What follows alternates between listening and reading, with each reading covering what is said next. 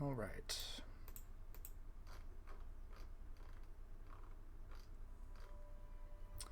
So tonight we conclude the epilogue begun in our last game. But before I move on to Katya, Argyle, on the night that you recovered Phaedra from the tomb, toward the end of the evening, when the blue in the sky is growing in color, she asks you to follow her to a small cottage overlooking the hills outside Jerusalem for an important revelation, her last lesson to you.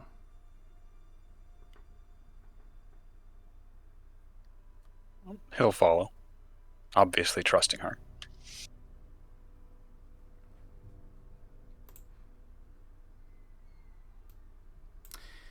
You follow her outside the city and make it into this small cottage, open for you already. There are crucifixes inside, but they no longer stir your beast.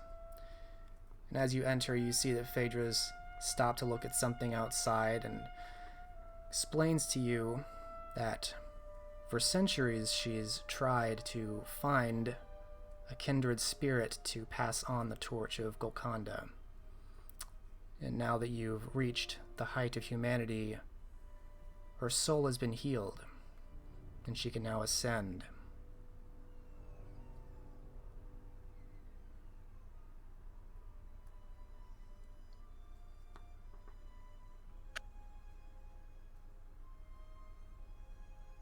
Am I to watch over you then? No, the true test for you has only begun. For one can only truly realize Golconda when they have shared its peace to another vampire. You must have the strength to endure, however long it takes for a worthy kindred to seek you out one night, and they must withstand the temptations as you did for so long. And when you have, you too will be able to see the sun rise. You can tell she's speaking to you, but not looking towards you. She's looking out to the horizon.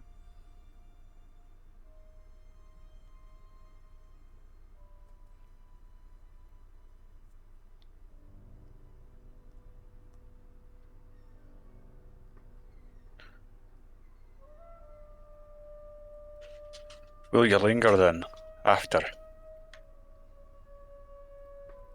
I do not know. I have some fear about what comes next. I do not know what will happen, but I know that this is what must happen.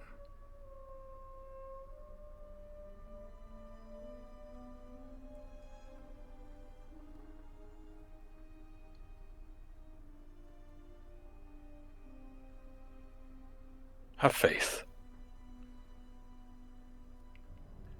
Either the gift will be greater than you'd ever known, or you'll be welcomed into the arms of the Almighty. Either way, it's not a bad end.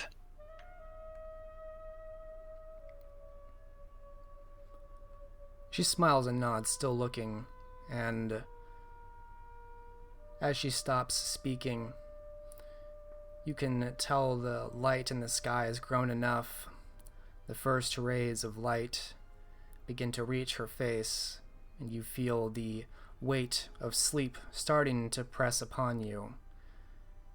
You see that as the light reaches her, she does not seem in pain or afraid.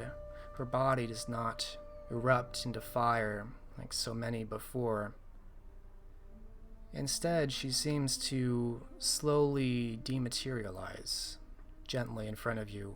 Wisps of faint light gather around her, descending from above, almost collecting her, until she seems to fade as the sun brightens and the light from above retreats.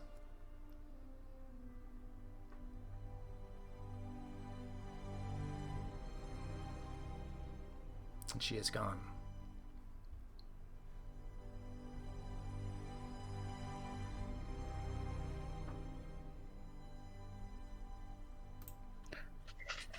With a not small amount of fortitude, he'll linger there a while to see if any aspect of her rematerializes, as long as he's able. But eventually he'll end up having to subsume into the earth. You watch as long as you can, feeling your eyelids become like weights. You don't see anything, you don't hear anything. There is just the space where she was. And eventually, of course, you descend into the earth and torpor takes you. Left with her lesson and her words. But Phaedra is no more.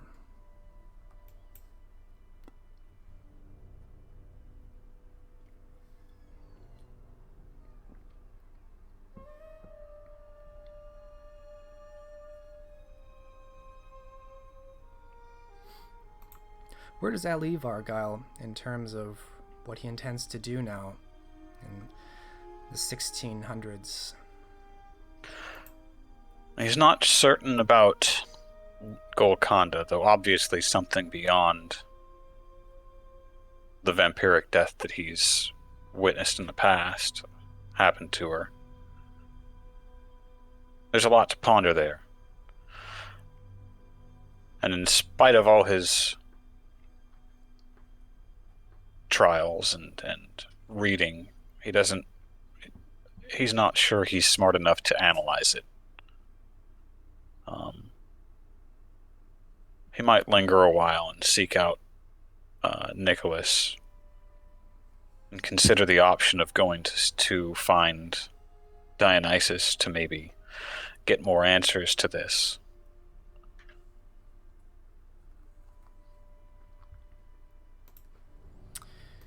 And that may be a story for another time.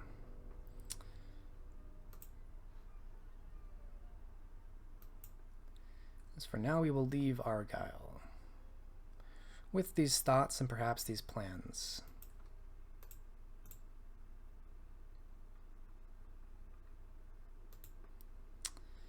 As meanwhile, the opposite end of the known world, we return to the shores of Britain and follow Katya through the dirt roads and the city streets of the night, followed by her increasingly ghastly and ghoulish-looking companions, their pallor and countenance increasingly foreboding with every night passed in their dark service to her.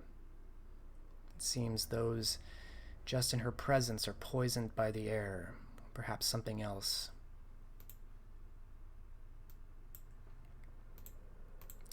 Katya, it is the beginning of 1458 for you. You have in your possession a prisoner, the beautiful but macabre Aethra.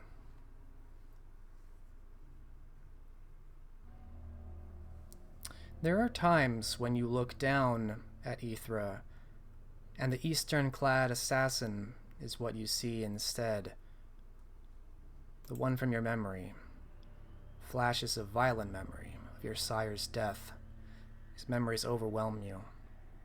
Sometimes you have visions of yourself in that dark temple once more, but you are the one being stabbed by the assassin as your sire watches from the shadows.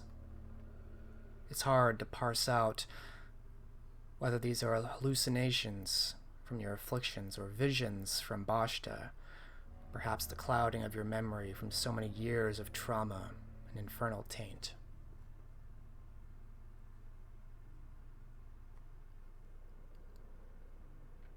What do you make of these visions, these sights?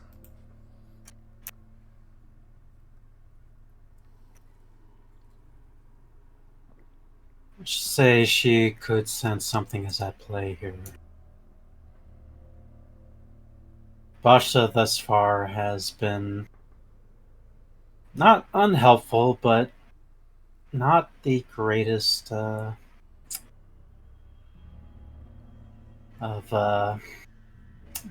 patrons.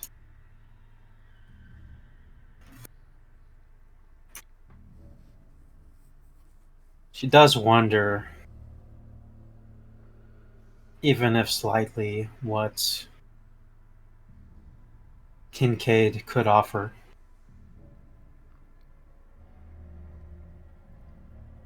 But at the same time, she does know that she is currently bound. The shackles grow tighter with every night. Where does Katya hold up these nights, waiting for the inevitable response?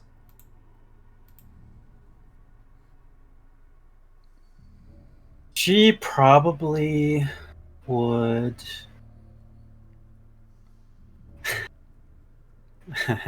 She probably would. Are the neonates all just sticking with her?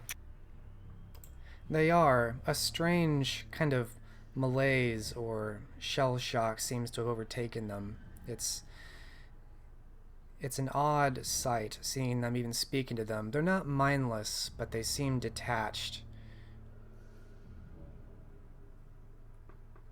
If the tan is this obvious and Katya is aware of it, she would perhaps not go to Prince Ambrose, but she is confident she could hide the influence she has over, or whatever has over her followers. She would probably go there and see what Prince Ambrose makes of all of this. But as you said earlier, the taint is very obvious. Yes and no. If you know what to look for, if you have the supernatural abilities, there is definitely something unsettling about your companions, but the average church member is just going to think they're weird or perhaps haven't had enough to eat and not enough daylight. They just seem unhealthy at the outward appearance. It would take keener senses or better knowledge to know what seems to be afflicting them. Very well, she would head to London.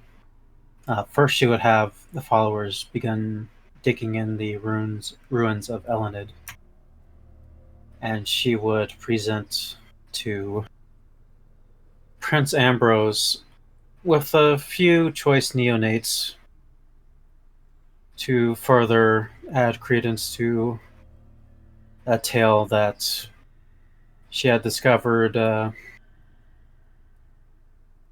acts of infernalism being carried out by servants of Kincaid.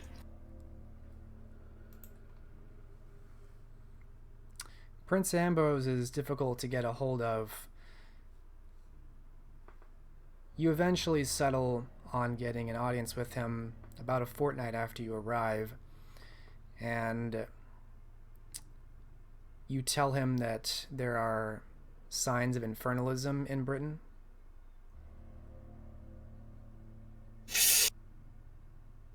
She would, and she would have the neonates back up this story, as all they've been doing is going around the world destroying occult statues and fighting supernatural beings.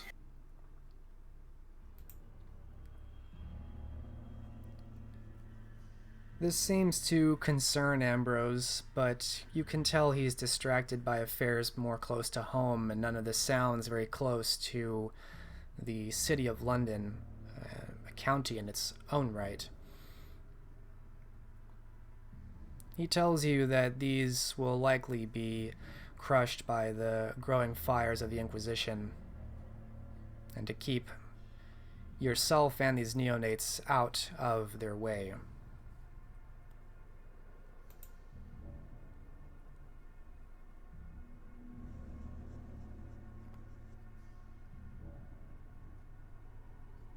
Does he make mention of his boon that she owes him at all? It's not explicitly reminded, but he does make subtle hints as to the debt owed, which is significant.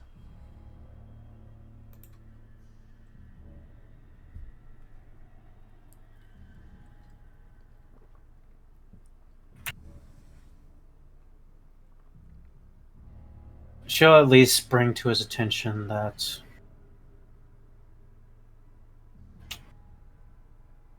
because of the actions of herself and the neonates, that the infernal servants will seek her out and enact revenge. She'll want to see what kind of security that he could assist her with.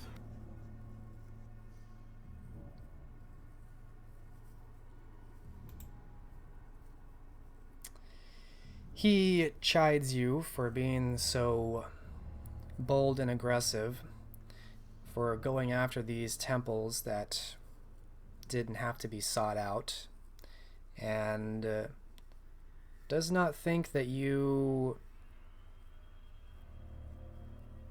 are owed that protection. If you wish his protection, that will cost further debt.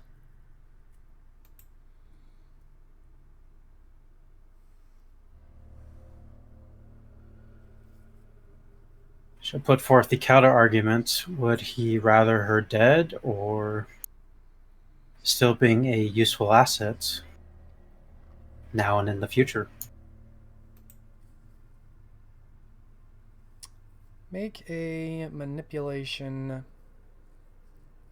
and we'll go. You could do either commerce or expression.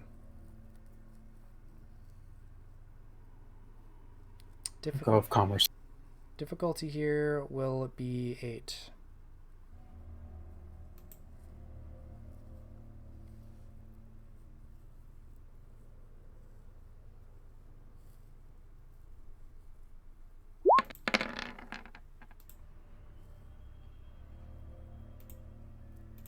Wow, 3 successes.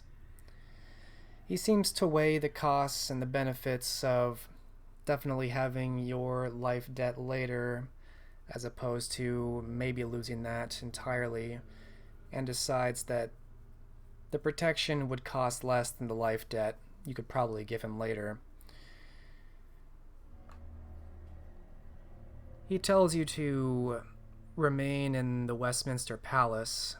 He'll give you the next month of protection for no cost, expecting that should be enough time to lie low and arrange for other means of discreet movement or going somewhere else. This is wonderful news. It certainly gives Katya time to have her servants dig up Elenid's manor and find the tome that was buried within. Oh, the London manor. It's hard to keep track of which manor you're talking about. She's had several burned down.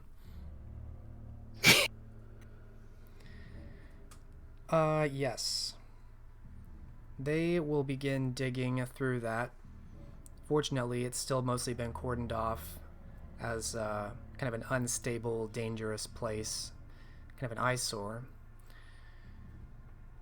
And they will begin digging. Are you sending everyone there to look for it? No, you have 2 neonates, you said. Yeah, she'll have them go for it. Okay. That's a good number of hands to work with and eyes to look. I think with that much manpower and enough of them being supernatural, they will, especially with a month to work with, they will uncover in the depths of the ruin a tome, which definitely appears old and charred at the edges, but it doesn't look nearly as destroyed as all the blackened ashes and bits of book spines that are around it. It actually looks quite intact. None of the pages are even missing. All of this seems to be quite surprising to the neonates and Tristan, who returned to you with it. Kacho will congratulate them on a job well done and take the book from them. Within a couple weeks of staying in one of the lower rooms of the Westminster Palace, a small sealed envelope appears in front of your door one of these nights, closed with a black wax seal and bearing the heraldry of the Bristol Prince.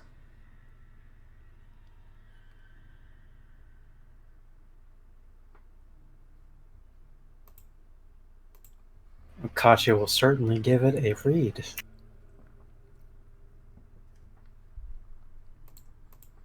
The letter within invites you to meet and discuss a truce, to exchange certain parcels and end a conflict on both sides. There is an inn in the town of Coventry. One fortnight from now, a meeting will be there, and you are invited to join.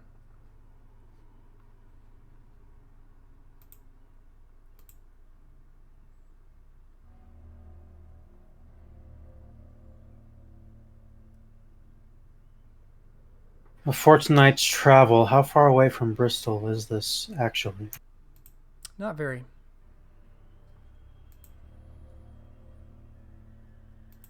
Maybe a week. Less than that. A good middle point between the two cities. Yeah, roughly.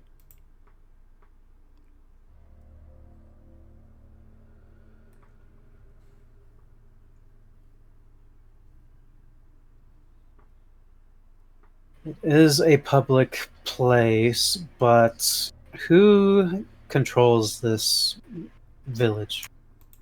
The town of Coventry? Yes. Roll me intelligence politics, difficulty 7. It's a lesser known town at this point.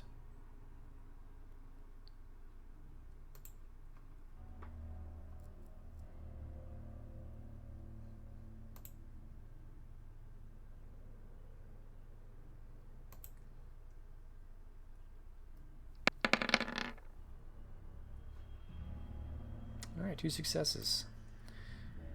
It is controlled by a Toreador prince by the name of Lyndall Ackberg. And let's see here. What else would you know with 2 successes?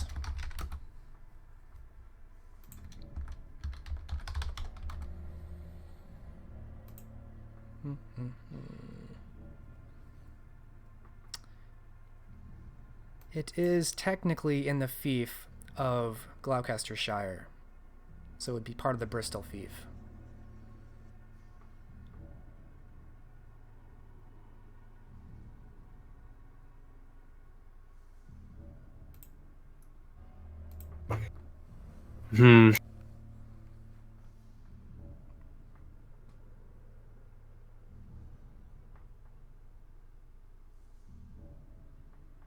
Meeting on his territory with a prince that would be under him does not sound intelligent. You don't think the prince has domain over the entire town technically, but it doesn't sound like this inn is, one he operates or anything like that.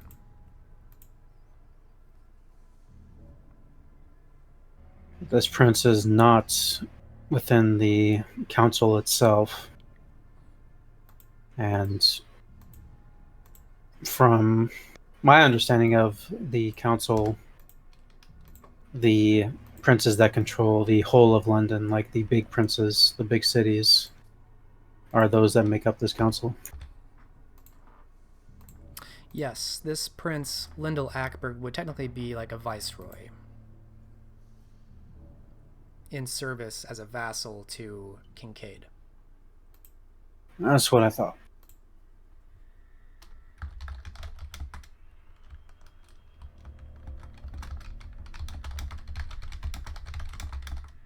How about the place of Oxford?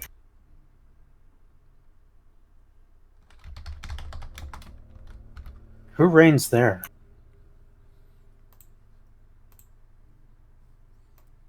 That would be part of the London fief.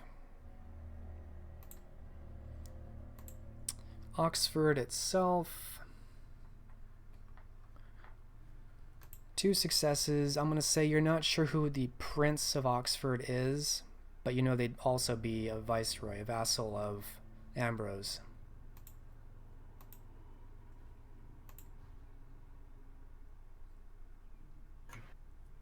She'll send a counteroffer to meet within Oxford instead. Where do you send it? To Bristol, of course. Does it have the name of a sender on the letter? Unsigned.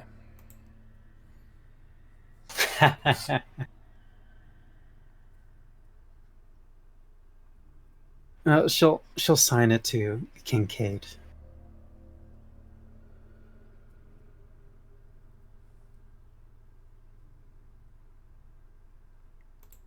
All right, you send off this letter with your counteroffer to meet in Oxford instead. Now all you can do is wait.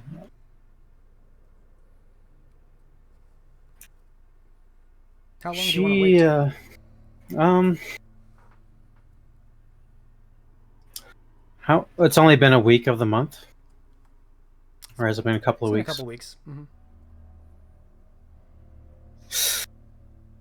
2 more weeks, perhaps, to the end of the protection. Meanwhile, she will want to have Roman perhaps rally up what other forces he can, just in case. They should have plenty of silver to cover recruitment costs. Also take an intelligence expression roll on your counteroffer to see how well you can word this diplomatically. Compose this letter. All right. Standard, yes? Difficulty 8. Oh.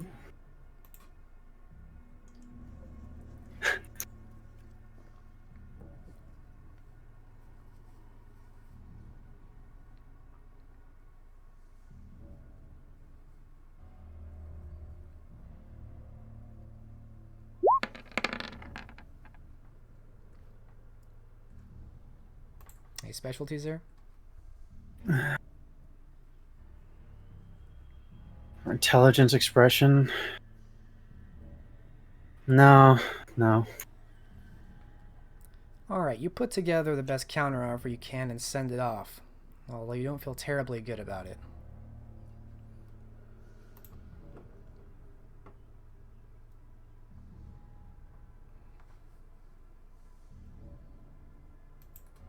Meanwhile, Roman will be busy trying to replenish numbers. All right. Hopefully, Kincaid knows that Ithra is still among the living and somewhat well, and these factors will go towards going to a more neutral spot.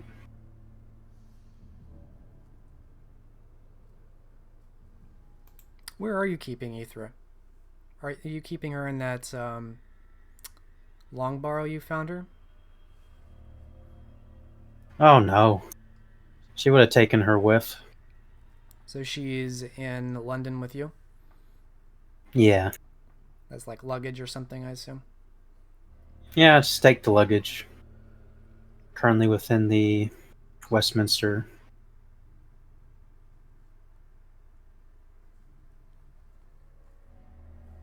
Alright. A fortnight passes. You don't get any more sealed letters with black wax. A fortnight after that, your time is run out. Still no response. What kind of luck has Roman had? Not much. London is in a bad state of affairs right now. Recruiting is very hard between the riots and the famine.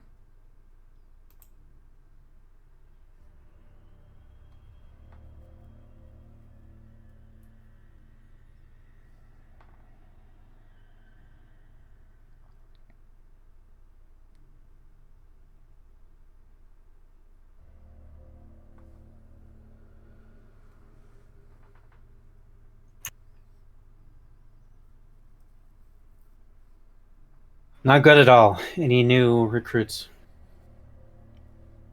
Not so far.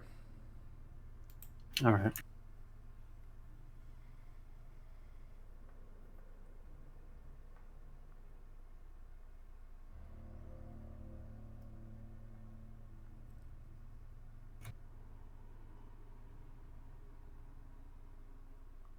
Huh.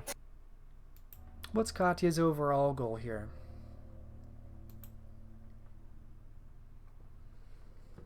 Well, the overall goal at this moment, if parlay is not possible, which it seems that her offer has been rejected, and there's no way she's going to go into Kincaid's domain. The other option is to simply wait it out within London. She may use some rituals at increased difficulty, of course.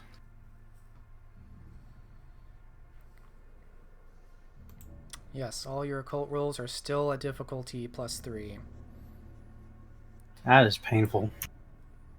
You find any time you try to consider an occult answer to this, it is these whispers that grow louder. You, for a while, can tune them out, but every now and then they just become so jarring and deafening and confusing.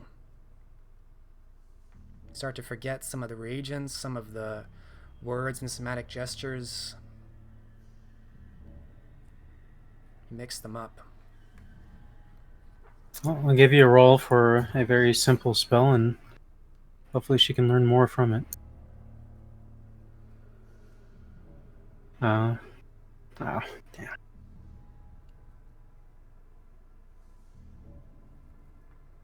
It's a level 2 spell, or ritual.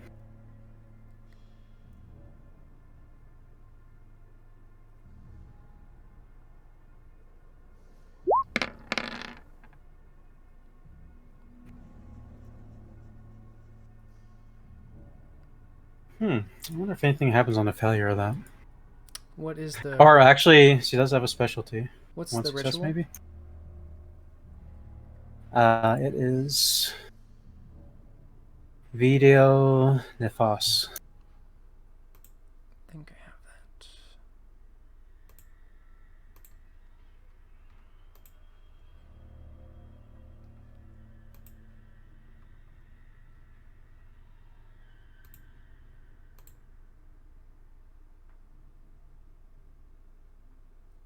I don't think I have that, actually. What's it under? It's a ritual. Oh, it's not a power, that's why. Yeah. Let me give you this. The spelling of it. And actually the description as well, since it's in my sheet.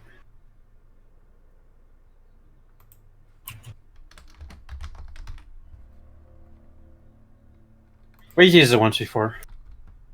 Oh, Path of Evil Revelations, is that it? No, it's a ritual. It would be a ritual in a dark thaumaturgy.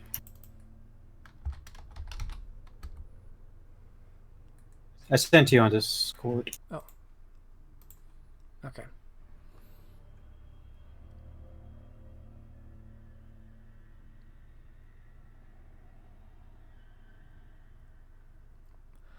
What is the question that you ask this entity?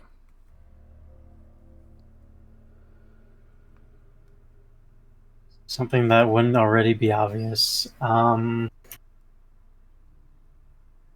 a yes or no format.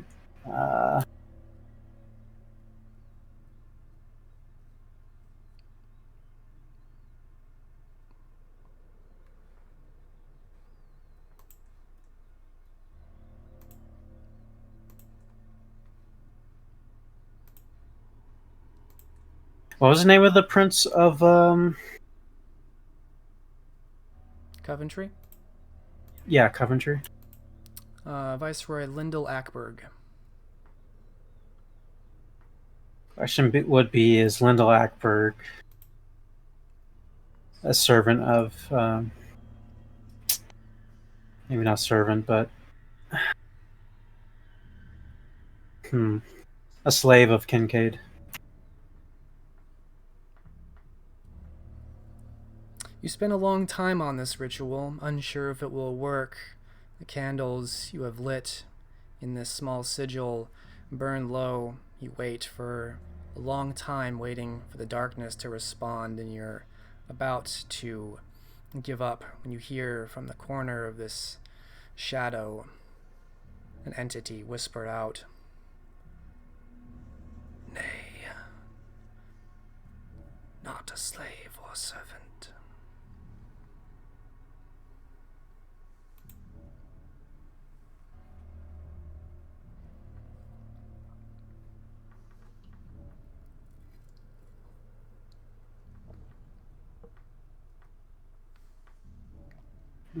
Probably should have done this sooner.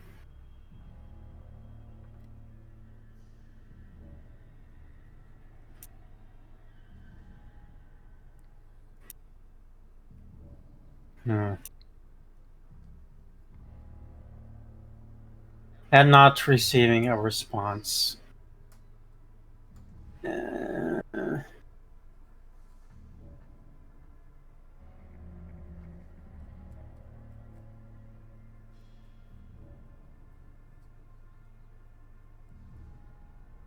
Tough choice, man. Tough choice. The window of opportunity is already left. How does Katya hunt these nights?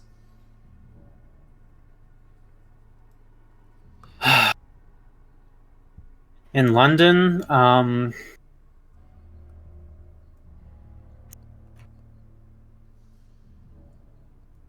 area she is in, how are the streets? Westminster Palace is fairly fortified. You don't have to go very far before it gets pretty bad.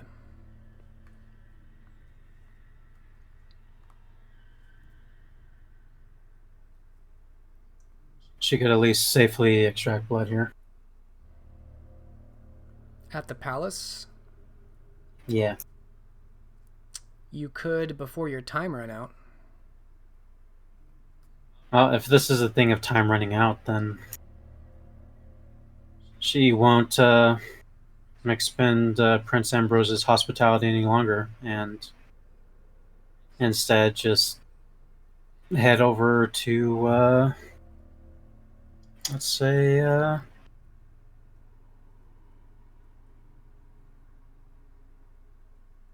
hmm.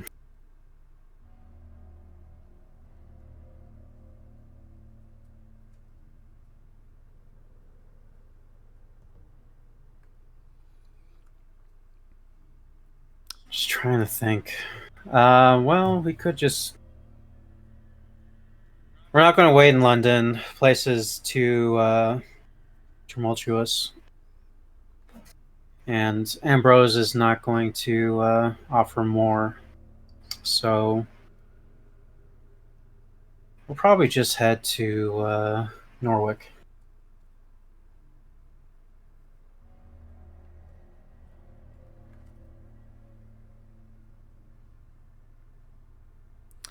All right. So you begin to pack up your belongings, leaving for Norwich before the riots press even further into the cities. The guards are having a greater and greater difficulty with keeping them contained. And as you are preparing to leave, you are approached by a man who turns a corner. It's an older man, relatively small in size, kind of mousy looking, advanced age, wrinkled skin, large curly plumes of gray hair matted down under a large cap, wearing heavy dark robes which conceals his small frame.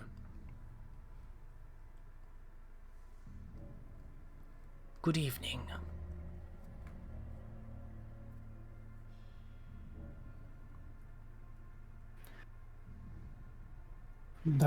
Good evening.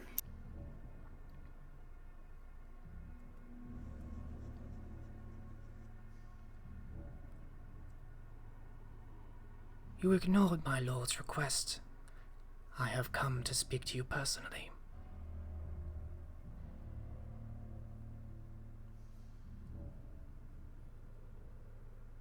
Then speak your piece.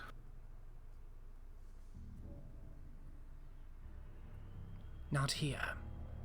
His eyes kind of go back and to the side, left and right, surreptitiously.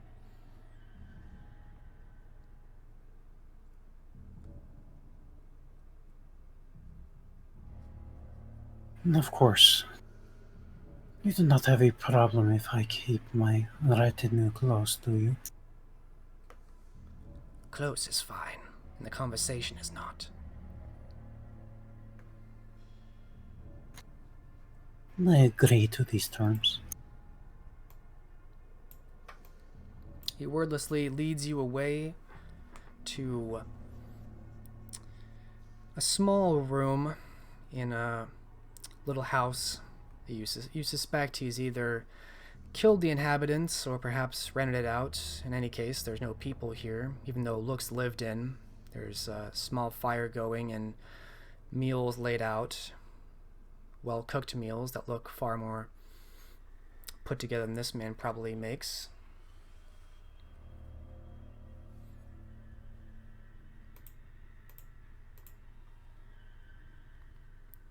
The man introduces himself as Bartleby, a servant of Kincaid. He explains to you, in so many words, that Kincaid respects your prowess, your cunning, for having felled so many temples, and bested both of his two most elite enforcers. But he also wishes to relay that there's more going on than you understand, and if you agree to return Ithra unharmed, he will forgive all of the attacks in the temples, and he will release this curse placed upon you, and support you in whatever patron he assumes that you serve now.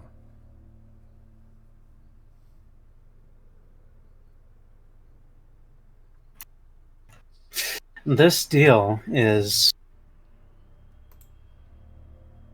really sounding too good, honestly. And Katya is instantly suspicious of it.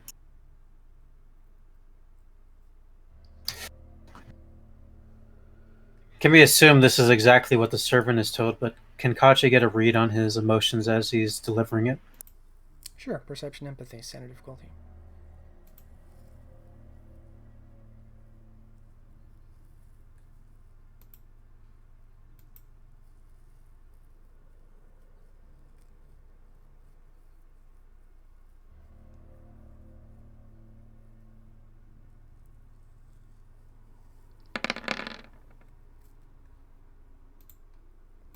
Three successes. He seems calm, but perhaps ready. You suspect he appreciates and acknowledges your danger. At least by reports, you've taken out all these temples, and you can see that caution in his eyes. So he's being very diplomatic, but you think he has a healthy respect for what you could do to him.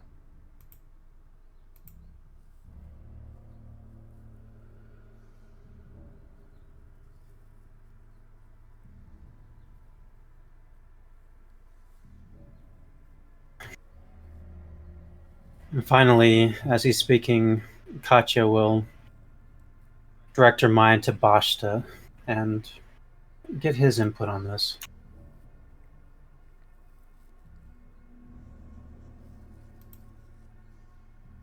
Bosch just seems interested in what this Kincaid could want, although he knows that this opponent, this entity, is never far, and there is some kind of tie of fates, some pattern of connection between the two.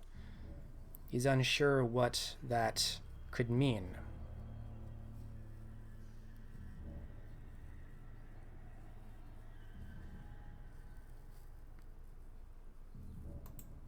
Well, if there is any reliquary, it would be where Kincaid lies.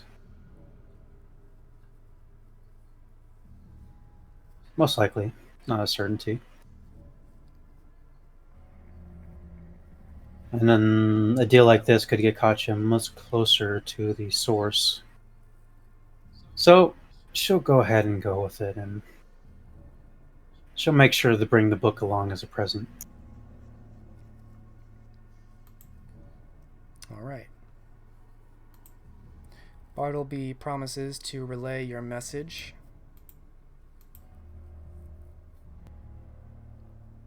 And leaves. You intend to stay in London while you wait for another message?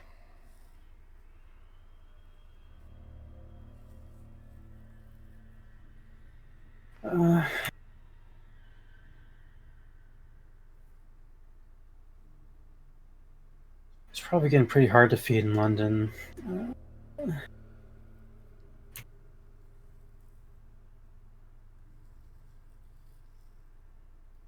How have the neonates been feeding? They seem to be doing well enough, although you have a concern that they're doing so well, it has to be causing some amount of tension with other Canaanites. They're either going into other domains or they're doing something else, but you don't think they're playing by the rules.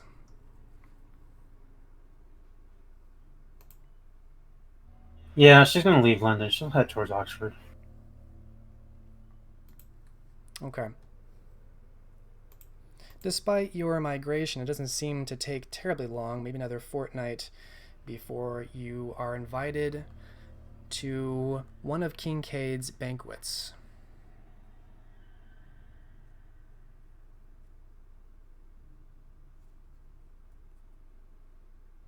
Alright, this is the chance.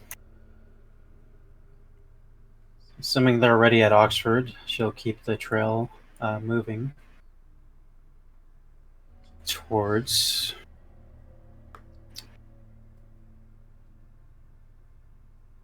Yep, we'll go ahead and do it. Going to head towards Bristol. Okay. You take Tristan, your remaining neonates, your band of soldiers, and leave for Bristol.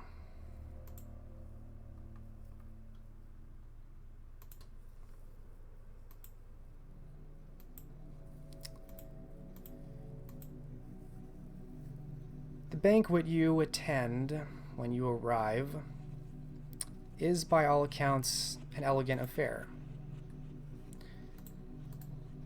There are many well-to-do kine here, nobles and clergy, I think maybe even a bishop. But you are not the only Canaanite. There are at least 2 neonates you identify. They briefly talk to you and explain they're travelers temporarily expelled from Norwich. There's some kind of population control cycling vampires in and out. They intend to return in about a year. But you don't get much chance to interact with these 2, as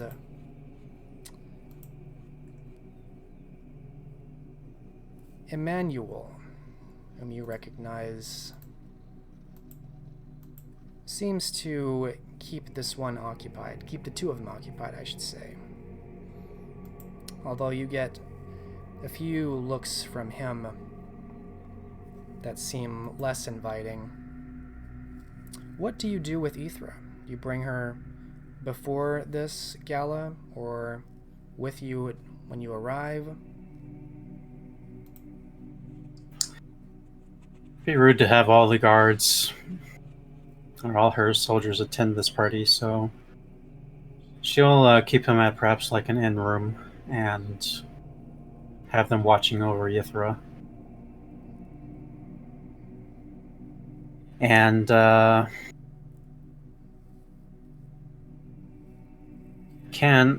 first she wants to see if she can learn more from the glances of Emmanuel. All right. Alright, and to clarify, you did not bring Ithra to this banquet. She's under guard with all of your companions. Essentially, unless someone asked her at the door, she's not going to just carry a corpse into a party. Or, well, a staked corpse. No, no one asked you about that. I'll take another perception empathy roll for your check on Emmanuel.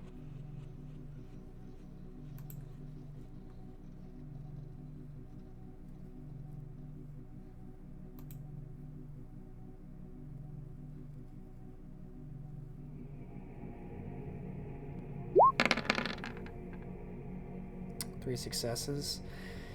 He's being diplomatic, but he's staring daggers at you.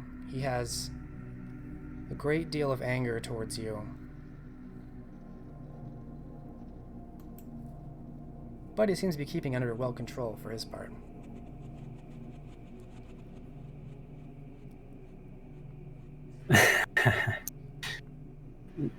Koch is actually thinking about interacting with him. But this is if she's not intercepted by anyone else. You're able to mingle with some of the kind there. Emmanuel, when he's not staring daggers at you, keeps the two neonates engaged with a lot of enthusiasm and interest. Perhaps an unhealthy amount. Kincaid himself seems a skillful and charismatic host to all the attendants. Sees that his Canaanites attending are provided fine vintages of Vitae to taste. Later in the evening, there is ballroom dancing with masquerade masks, heavy amounts of inebriation. Some of these kind are seen not so discreetly having their own little trysts in side rooms. But as the hour wanes, these well-to-do mortals depart in the very late evening, many of them quite drunk.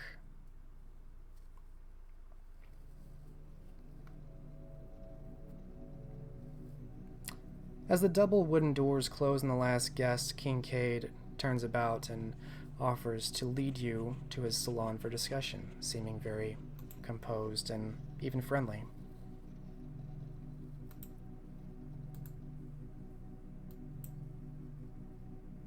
Well then, Katya will not pass up this opportunity.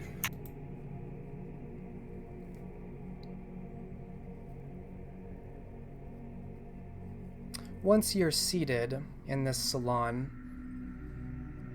Kincaid seems a bit more serious. He asks you on topics of discussion, including faith, about what you know of heaven, and about what you know of hell.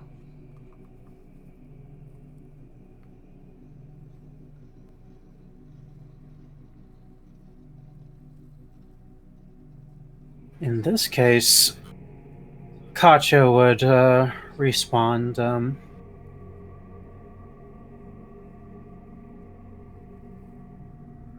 she knows much of what the official story is that has been taught through the institutions. And, but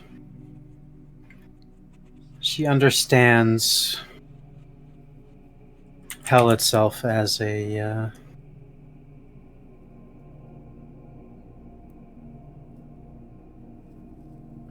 sorry, I'm trying to bring up my path right now.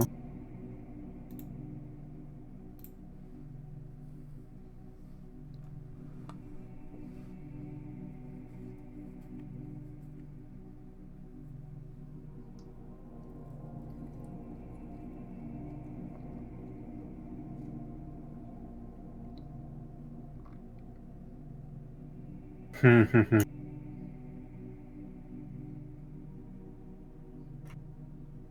is a system of hierarchies.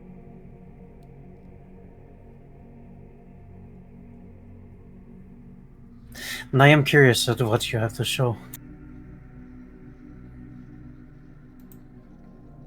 Then follow me. He rises from his seat.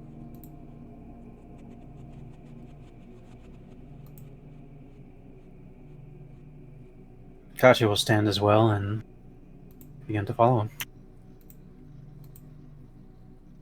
He leads you away further into this estate. You go through old stone passageways and descend into dungeons. Beyond the dungeons, you continue on down winding old staircases. It gets increasingly warm and humid the further you follow him. The scent of vitae becomes more pungent, and there is this drone, this sound in the distance. It's like a collection of something. It's very low, it's very faint. Finally, you follow him into a large earthen room. It seems incredibly large for this castle. It seems like a place of such elegance couldn't have a room so dirty or large.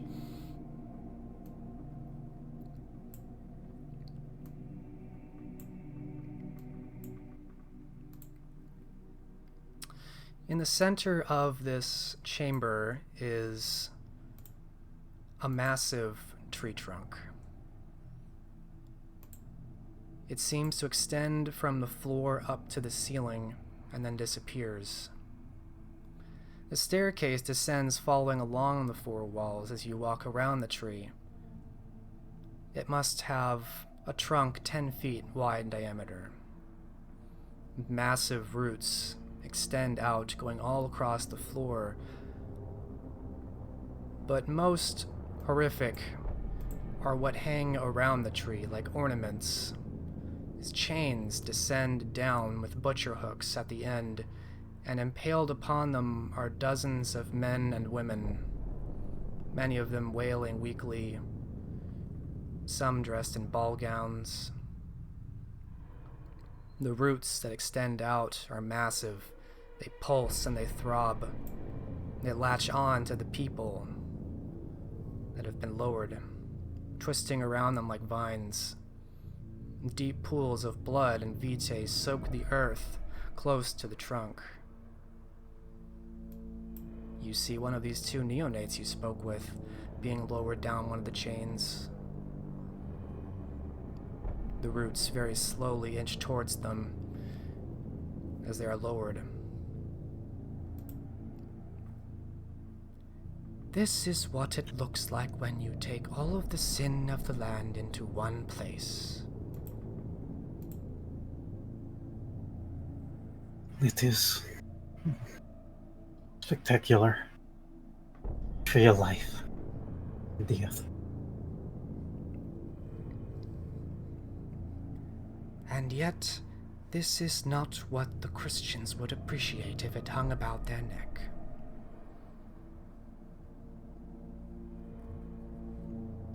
But it is far more important.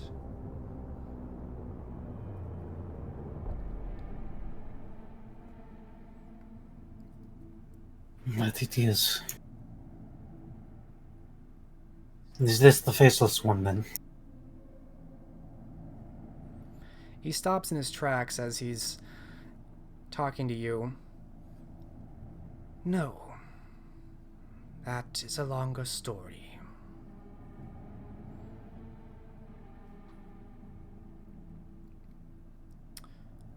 What follows is an elaboration by Kincaid. He tells you stories that seem fantastic. Far beneath this tree, he explains there is something called a Malfeyan. An entity far more terrifying than any Methuselah vampire or even any of these fallen demons, which they both truck with. Supposedly there are 9 of these Malfeans across the world, comprising the 9 keys to hell. They must be kept in this dreamlike sleep, fed on pain and despair. They must be provided these things. But Kincaid tells you each century it grows harder. The temples must grow in number.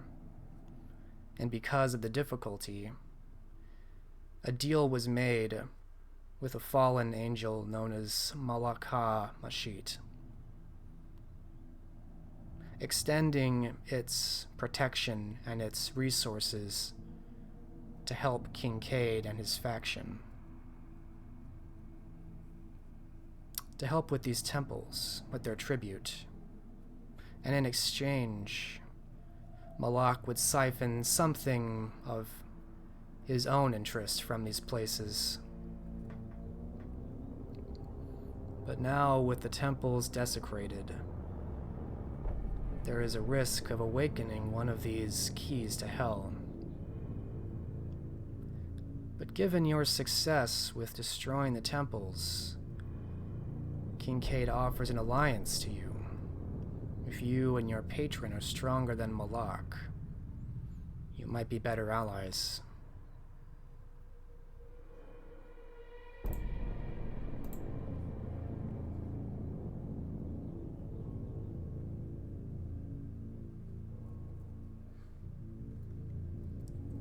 I see.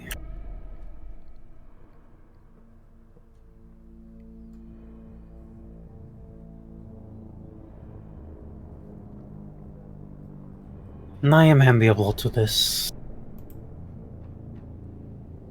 In the course, I will relay this. But, Malak, this one holds a reliquary.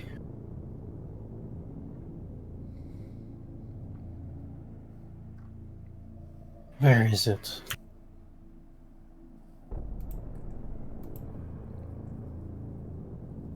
There is a town known as St. Albans.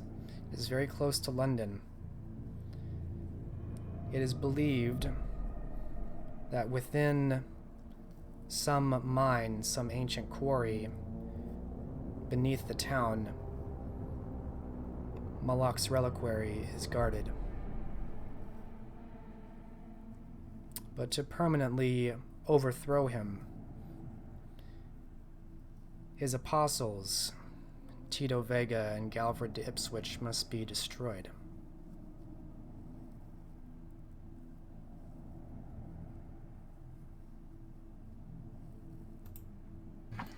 Would Katya have ever heard either of these names?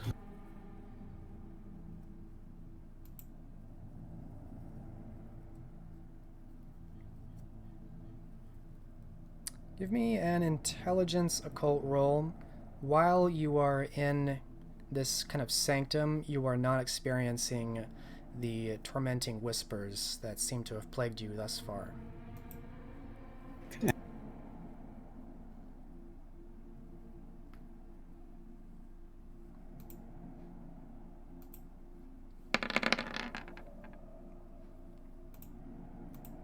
Yes, you know a great deal of history on these two.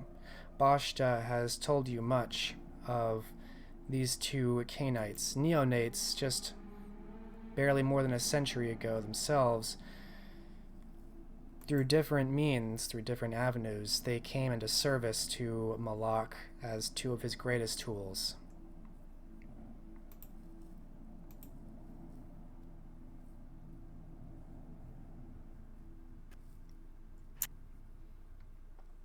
Ah, yes. The one that summoned and the one that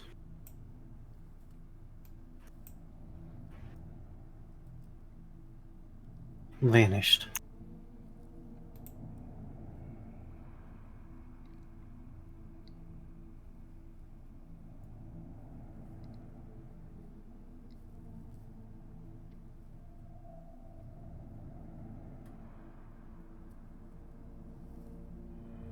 I think we could have a very profitable alliance here.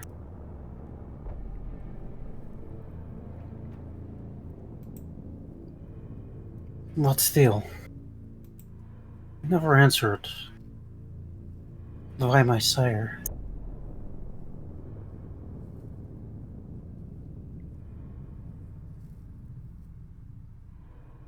You may be muted.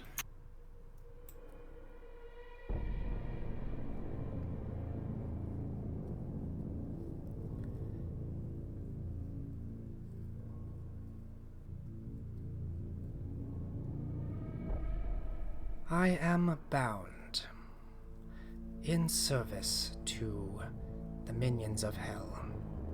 Not all of their purposes are known to me. Something which your sire did angered those whom I serve, and thus I dispatched Ithra and Emmanuel.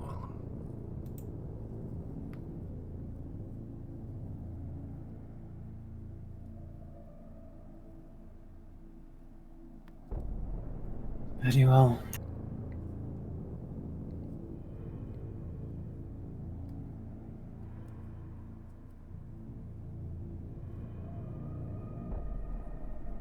You don't need to say anything further.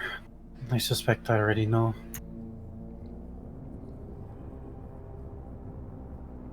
Ithra can be returned to you.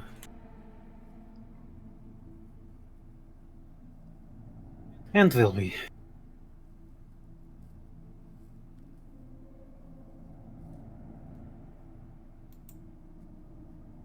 He smiles and nods. And as the two of you are having a discussion, you can see in this pool of blood surrounding the tree, there is splashing as the second neonate you saw at this party emerges, soaked in blood.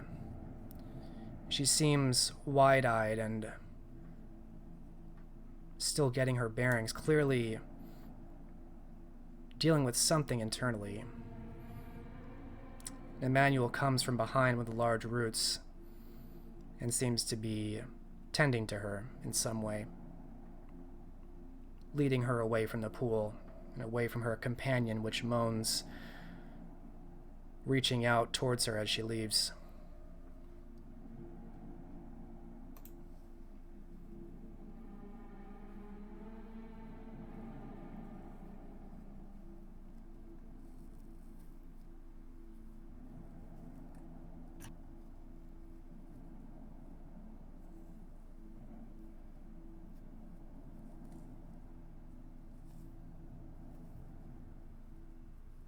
I do not believe we have much more to speak of.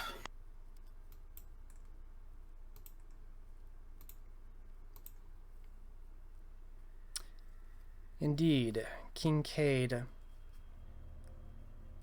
leads you out from this strange giant tree. And you are left with time to consider your next move. It is expected that you will return Ithra. Is that what Katya ends up doing? She will. No diablerie today. Maybe tomorrow.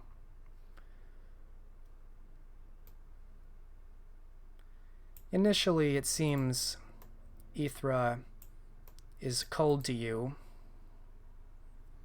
but it takes some time, and eventually she and Emmanuel at least seem more tolerant of you.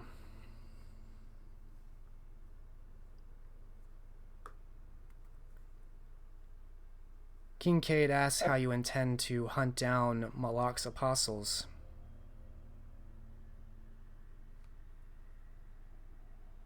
I know the location, and there are those that would want to see them dead.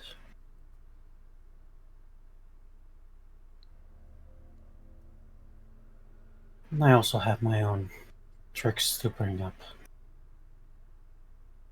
But if you are offering any assistance, I am all ears. He agrees to send both Ithra and Emmanuel with you, and depending on how obvious this attack is going to be, he may be able to send some of his own retinue of knights to help you, if you can be discreet.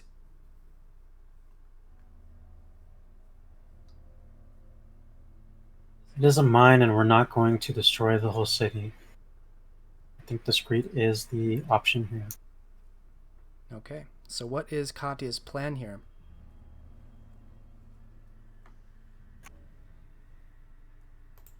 She has two strong resources here, and she has the neonates, though at this localized area, the danger may be much greater than what this group can manage.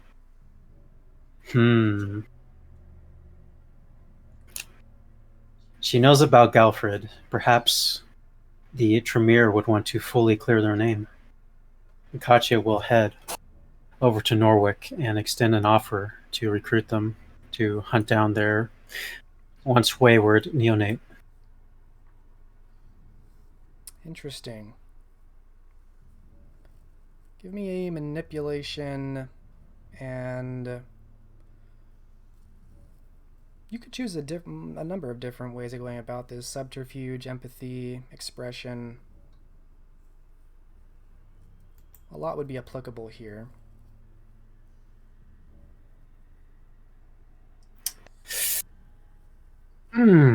Perhaps subterfuge. Okay. Kind of underhanded wording. Implications of threat, perhaps. Exactly. Yeah. I will say difficulty 4. This is definitely something they are very interested in. Selling them on it would not be very difficult.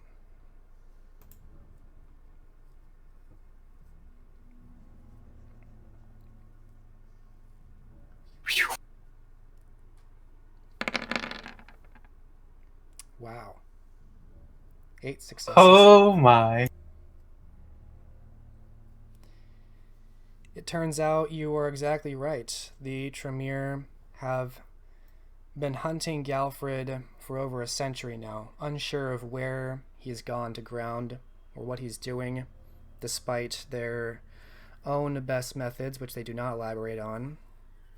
They say that these methods normally work in hunting down their own stray members, but if you know how to get them to Galfred, they will send you what you need. Indeed, Katya will coordinate with them, and the goal will be St. Albans mines.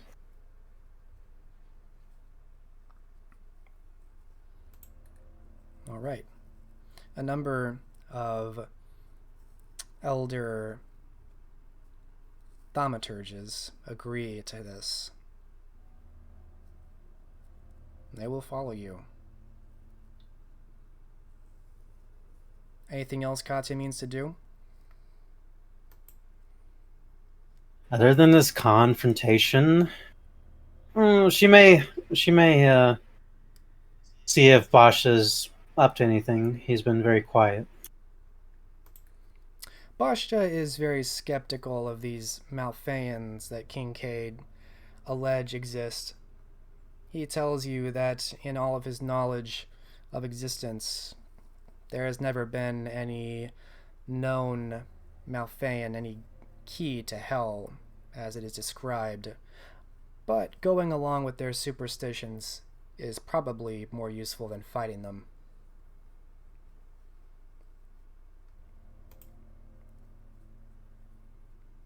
Fair enough.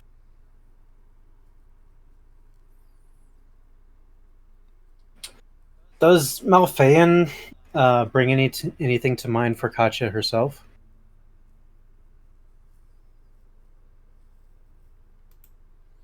I would say I'll let your initial intelligence occult roll stand. You got 5 successes on that. You are familiar with the topic.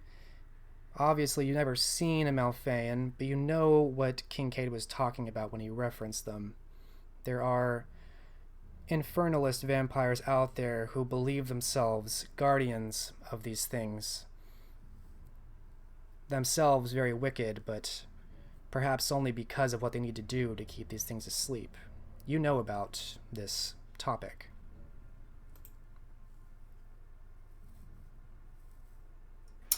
Makes sense. I'm sure Kincaid is very convinced he is doing the right thing.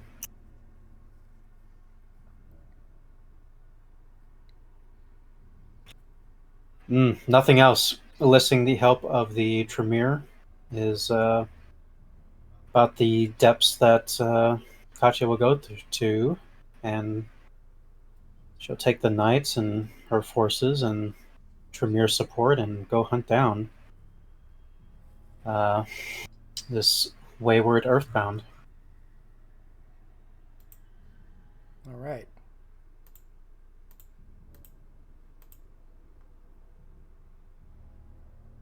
So I'm going to say it takes you a couple years between running around Britain, talking with Kincaid, meeting with the Tremere and organizing them. So it's around 1460 by the time you have this group arranged and prepared.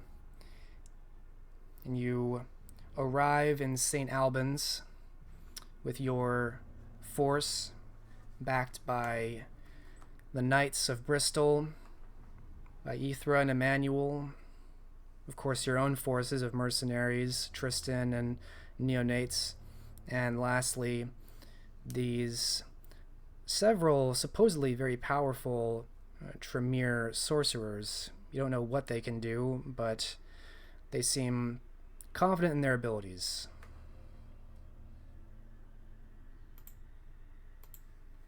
Well, they better prove themselves useful. Have they been showing any signs of deception? Katya would at least try to get a feel for. The Tremere? Yeah.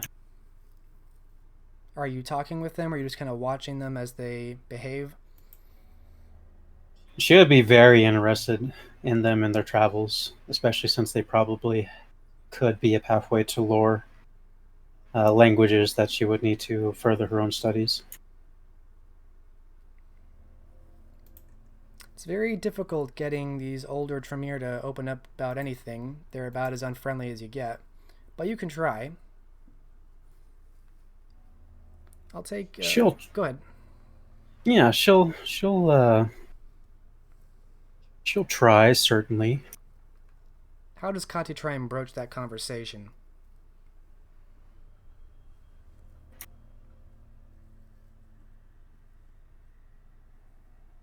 Uh, I'd like to do it in a charming way, but that's not really smart for Katya, so let's think about it.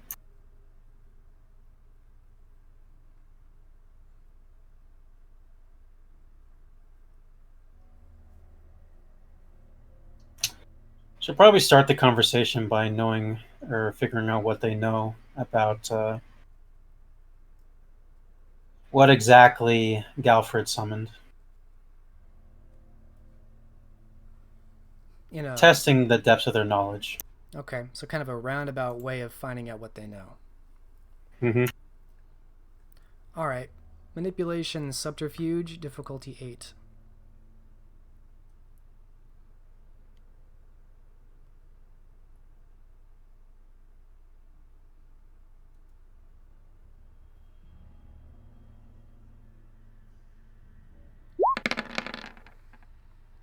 One success. And this was to learn, like, of their travels and what languages they know? That would come later, but first she wanted to know what they knew about Galfred, the Earthbound, things of this nature.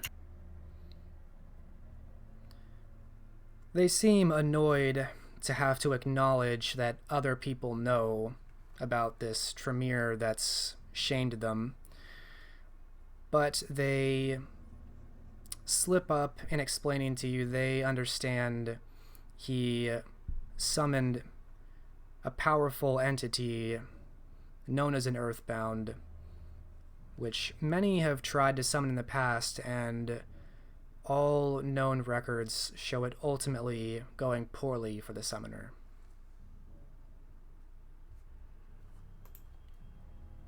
Or perhaps today is what Galfred's own story will end in the same fate. Let's see. But they seem very genuine about what they're doing. They're not having a extra hidden agenda rather than just eliminating Galfred. Perception, empathy. Okay.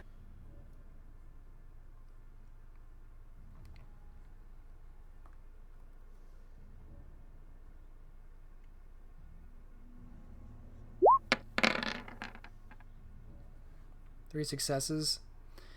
They seem very genuine and very determined to destroy this Galfred. They want to erase this part of their history to almost the point of zealotry. And you recognize the accents on these people. These are not natives to Britain. Indeed. Can't you place their accent from anywhere? One is probably from the Levant, based on their features and accent. Another one certainly has to be one of the Northern German or Eastern German, perhaps. And the last you think is Italian. All right. How they arrived on such short notice, or if they were there all along, it's unclear.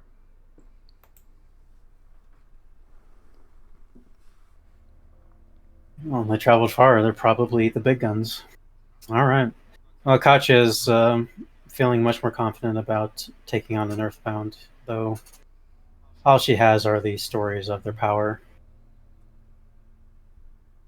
If anything can die, or could die, this force would be the one to do it. Otherwise, yeah, it's not a thing to mess with Earthbound.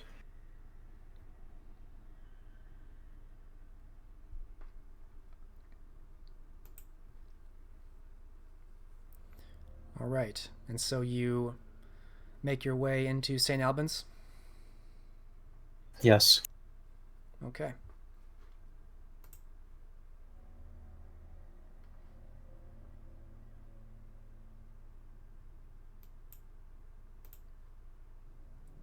When you arrive in the city, really not a city, it's a town, it's a fairly small town, you immediately get this impression that all the townsfolk seem very reclusive and suspicious.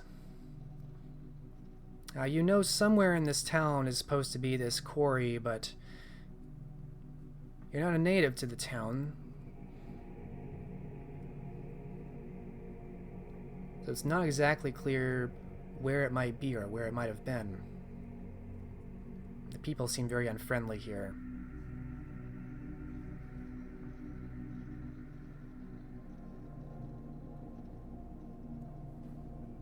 What do you do?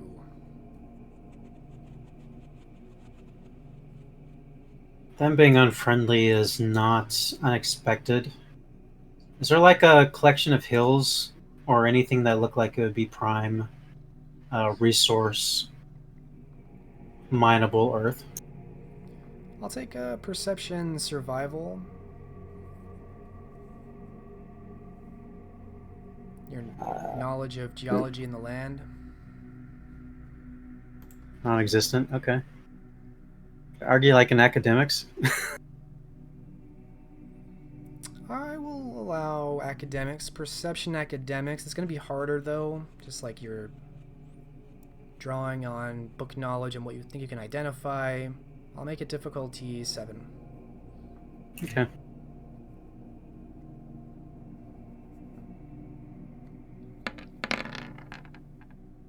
One success.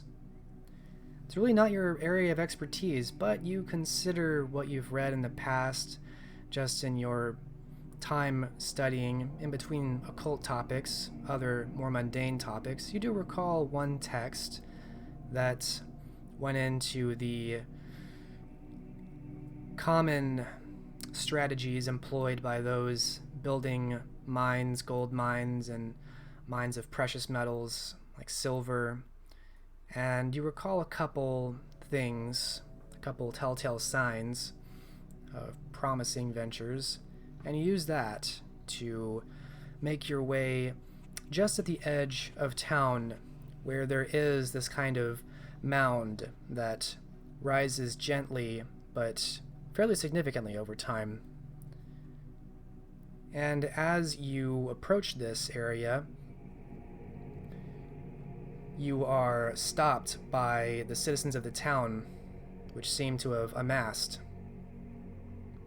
Many hundreds of them, with pitchforks, hammers and axes, torches. They've surrounded your band.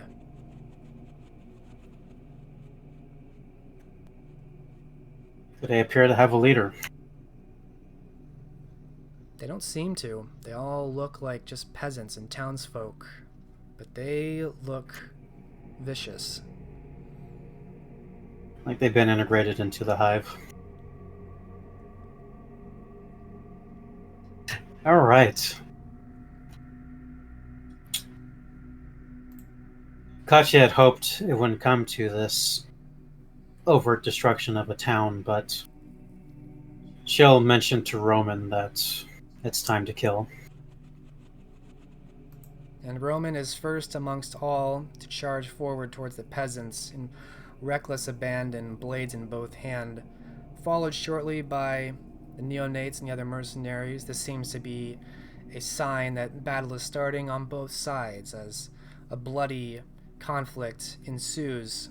The townsfolk charge madly towards your forces. The knights, supplied by Kincaid, immediately begin tearing through these peasants, killing many swaths of them, although here and there, bands of the thicker, denser parts of the mob pull knights off their horses and stab them repeatedly. The earth is painted a deep and dark burgundy as the blood of these townsfolk filters through the weeds and the grass. The thaumaturges, these Tremere, don't seem to use anything very supernatural. They fight with swords and bows even, but they mostly stick to the outskirts of the battle. You don't see anything very unusual about them otherwise.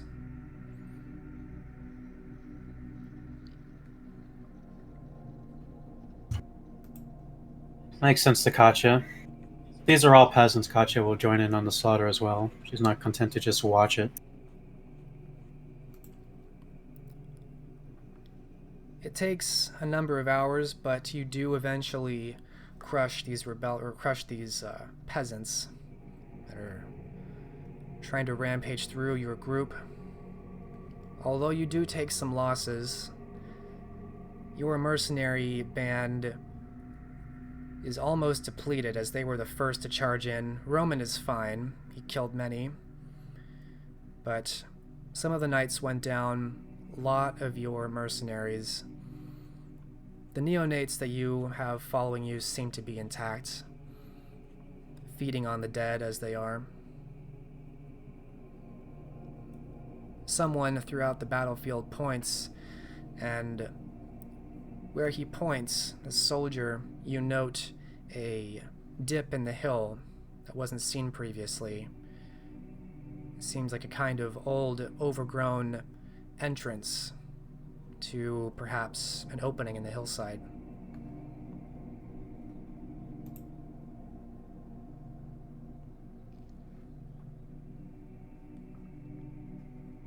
Katya knows they're close. And that was perhaps the last attempt at a force to weaken them. They're there, though, and they need to press on. She'll direct them over to that mound.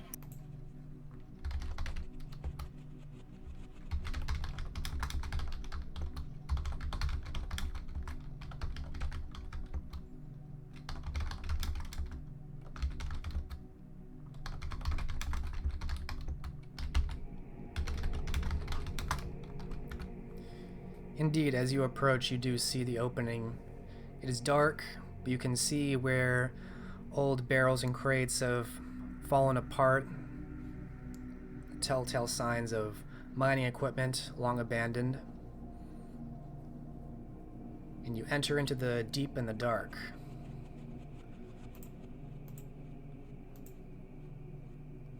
Descending down, you find it eventually leads to many offshoots of tunnels.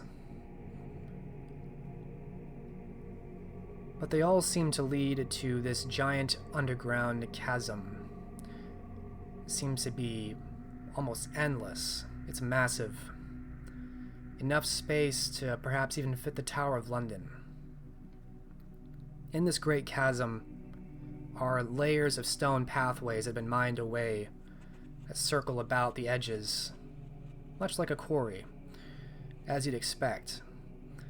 At the center, there's one stone pathway that leads to the top of a massive black statue of a faceless man, maybe 90, 100 feet high, jet black stone, embedded with silver ore and very dark stains of old blood that cascade down its faceless head, and its titanic hands come out to each side, the palms up.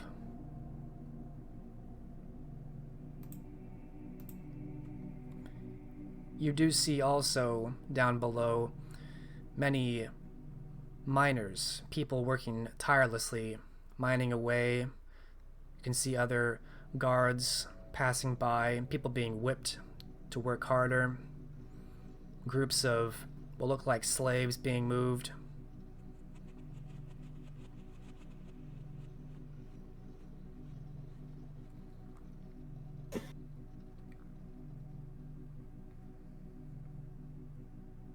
To conserve the stamina of the mortals, Katya will direct the ghouls and the neonates to slaughter all of the servants here.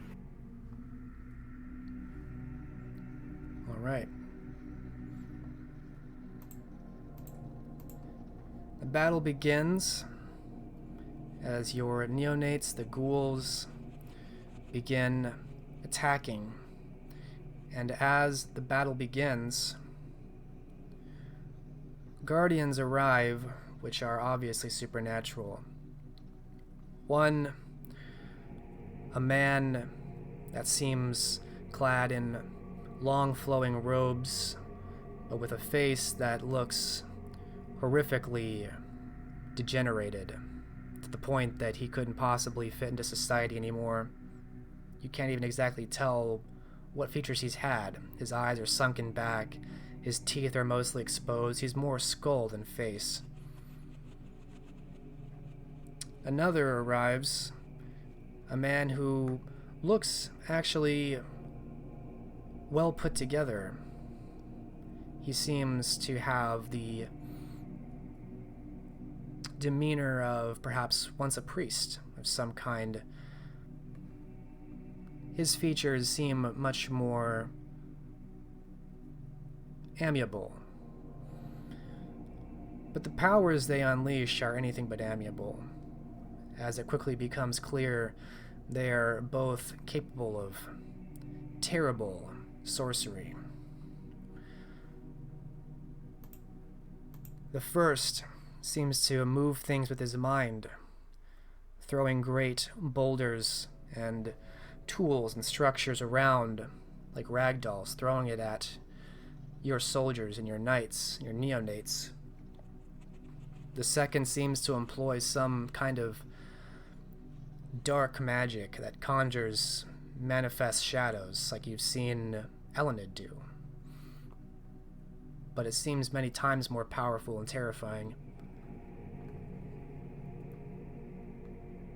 It is at this point that your own Tremere allies seem to reveal their own abilities, as one of these large buildings that have been constructed, you'd think for supplies or some such, about the size of a cottage, is lifted into the air, and it is being thrown actually towards you. It is about to crush you when it seems to stop, and you can see the Tremere They seem to be making their own gestures, their own incantations. And there is an obvious tug of war for this building. It tears it apart.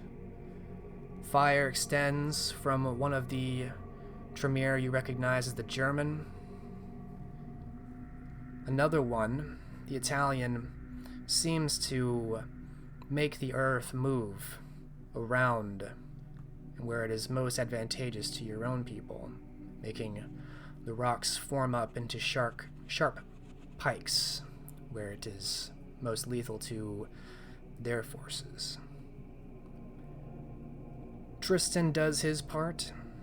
Your neonates join the battle, but many of them perish in the great battle. What does Katya do during all of this chaos around her?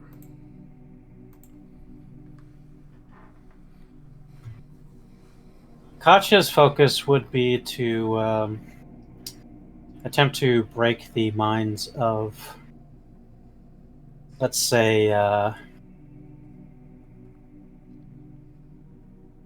the two before her. And let's see, I'm trying to think what would be best to do that. Well, you know what? We'll focus on the Tremere. And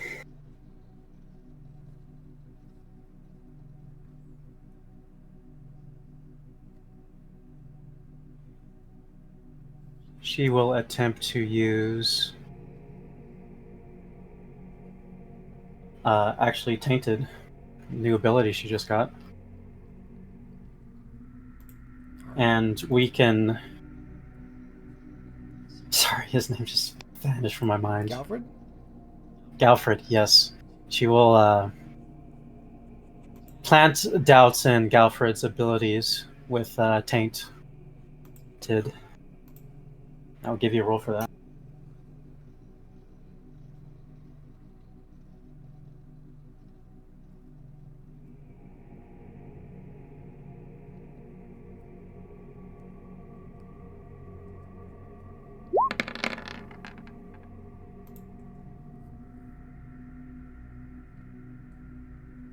Essentially what that does is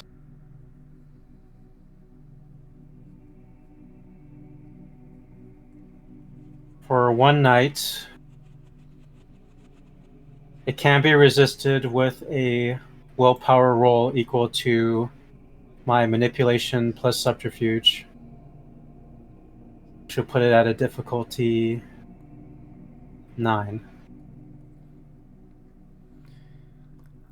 When you enact this power, there is a kind of sense within you that it certainly should take effect, but none of his actions seem to reflect that change. Bashja, whispering to you, tells you this sorcerer which you are trying to impact has the tendrils of Malak deep within him. He is likely protected from anything mental that might affect him. And realizing Katya can't do anything here, she'll actually try to direct Basha to the reliquary instead. Okay. When you reach the reliquary, as this battle ensues around you, and Ithra and Emmanuel join the fight as well, you find there is something that pulls within you, something you haven't felt before. You find yourself doubling over in pain. In your mouth, your jaw distends. You vomit up a thick bile that's contiguous. It's not pieces, it's all one thing. You realize there is this meat that you're vomiting up. Wet and bloody collections of human pieces. But it's all one line. It continues, just keeps coming out of you from nowhere. Intestines and organs and exposed muscle and bone elongated faces, all coming out of your distended mouth. This massive form that emerges from you takes the shape of a serpent, three-headed, made of flesh, and all of these pieces of people is a massive serpent that emerges from you. And as it approaches the statue, in turn, a cloud of writhing black smoke emerges to defend itself, roiling clouds that vaguely match the statue's humanoid form. These two entities begin to battle, trying to grapple and consume one another, employing powers horrific. So horrific, those mortals who bear witness to it begin to bleed from their eyes and their ears, sounds which are felt in their hearts, senses that overwhelm them, indescribable powers that rip the minds of these mortals apart. You also will need to make a willpower roll as you watch these ageless entities of incomprehensible power just rend time and space around you. What difficulty? 9. Ooh, can't spend willpower on a willpower roll. Nope. Also, this is Epilogue. Wow. 1 success. It's difficult for you to grasp, even you so familiar with these entities, to watch it in reality, in this plane, is shocking. You feel a blood sweat sheen over your face as you try to control yourself, trembling at the sight of these things. But you do not lose your mind, any more than you already have. Meanwhile, you need to see how well your allies do. I'm going to roll for your thaumaturges, and for Ethra and Emmanuel, and for Galfred and Tito Vega.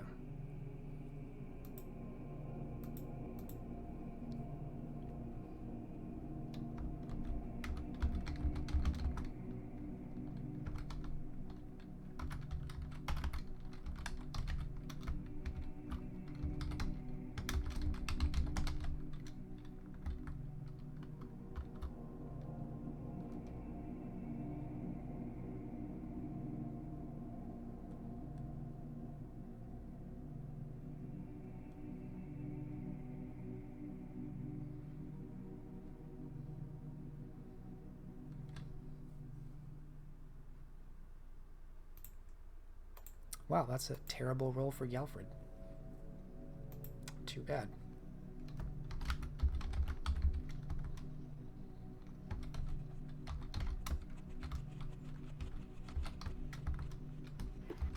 Yeah.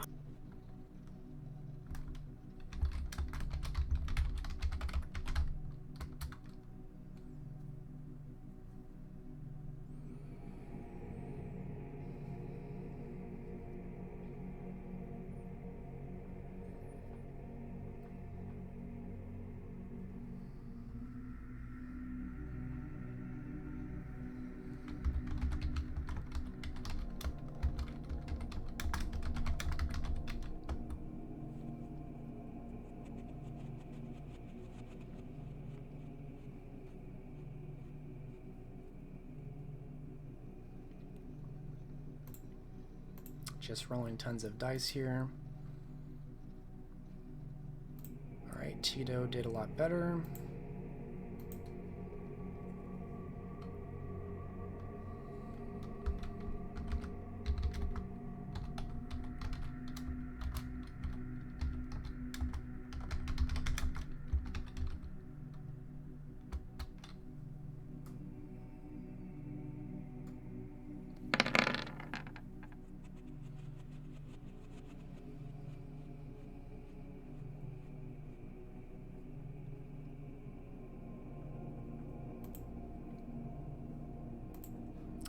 Alright, so The most potent actors in this are obviously the two infernally powered Ithra and Emmanuel, as well as their Tremere companions, against these two apostles, Galfred and Tito.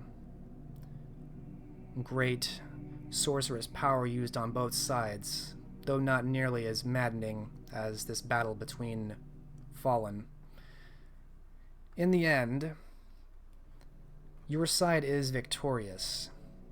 Galfred and Tito are both put down into the ground, torpid. However, Ithra and Emmanuel are both destroyed in the process, torn apart. The Tremere Magi take wounds, but they survive.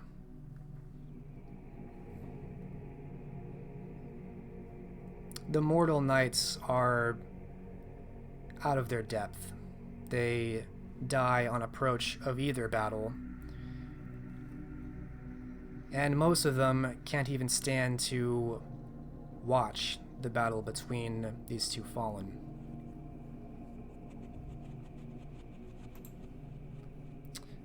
Now we'll see which of the fallen wins.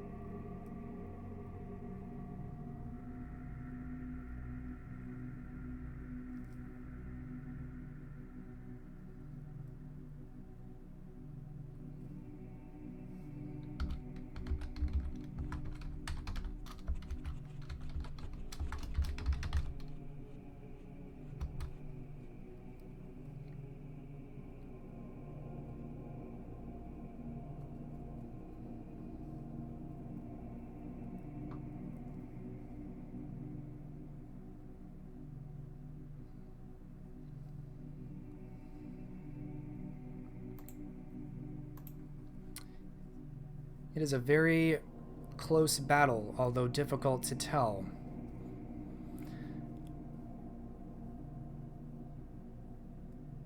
This isn't exactly like watching mortal armies clash, or even two individuals. You can't even tell which side is going to win until the very end. You actually see this serpentine form of Bashta, all of his bowels, seem to disappear within Malak as the roiling black clouds overwhelm him and capture most of him, when it seems there's some kind of eruption of light that's fantastic and blinding. You are actually blinded for a few minutes, but when your vision returns, you see that in fact Bashta seems to have overcome Malak, whose clouds of darkness are swallowed up by this mound of flesh. And the statue, this great onyx black statue, begins to tremble. The earth begins to have its quake all around this quarry. Rocks fall from above as the statue begins to crumble and fall to pieces. And there is a great and deafening shriek that lets out as Malak is swallowed up and destroyed. And with that, the scene will fade, and we will take our break.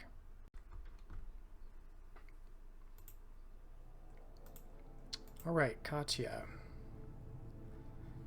In the aftermath of this cataclysmic battle, Basha appears victorious. The last of Malak consumed.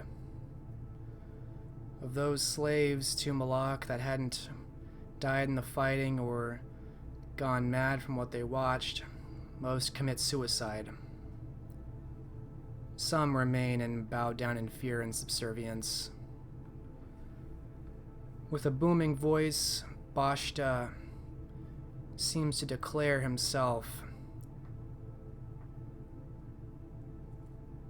As the conqueror of Malak, and all those present will serve Bashta, but not by this name. They will worship it by its true name, Baal. And for your service, Katya, Baal names you its high apostle, charged with the protection and the proliferation of its temples to grow its faith. All you have to do is agree to bind your soul in eternal service.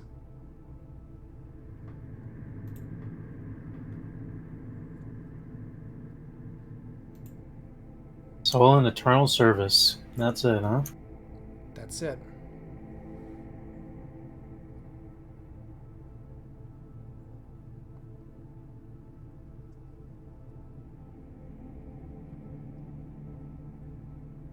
Wow.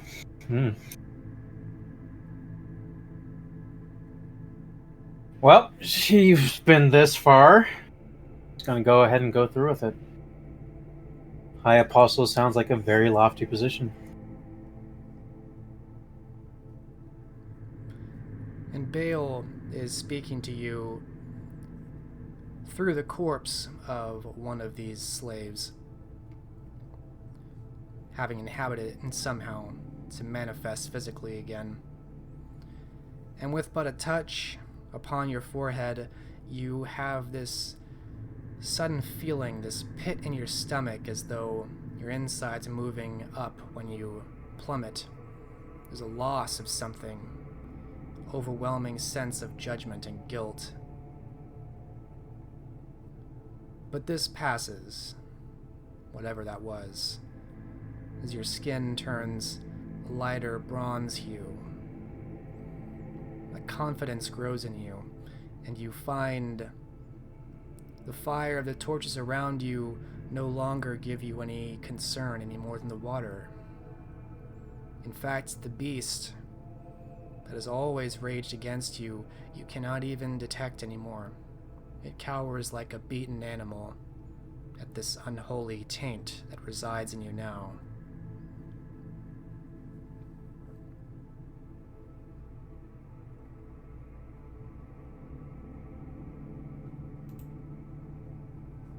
Wow.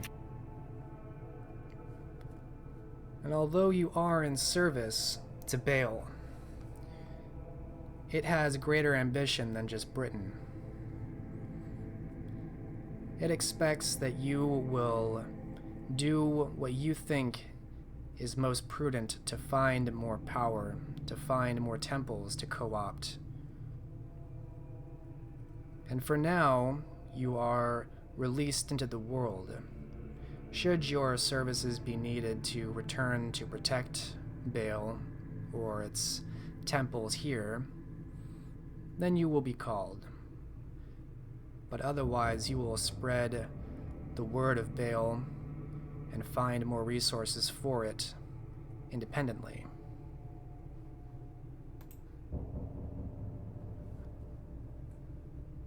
All right.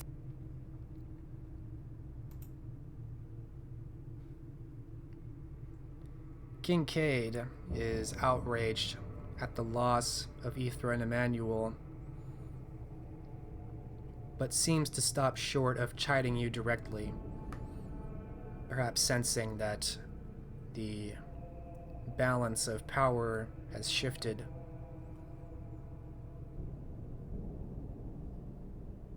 What now will Katya do?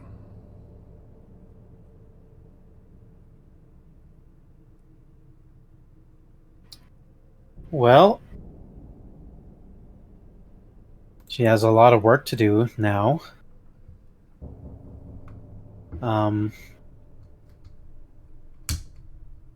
What happened to the Tremere that were underground? Did they become enthralled by Bashta? Or Baal?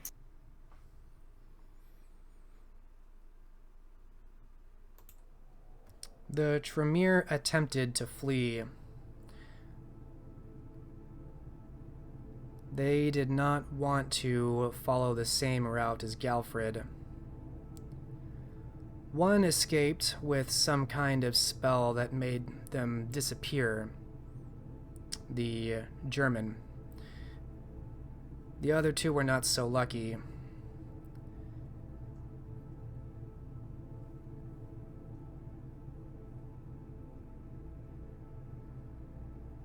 It seems only one of the Tremere escaped. Alright. Fortunate thing, this one has seen Katya's face. Could she have diablerized Galfred and Tito? Can certainly try. She's gonna do that.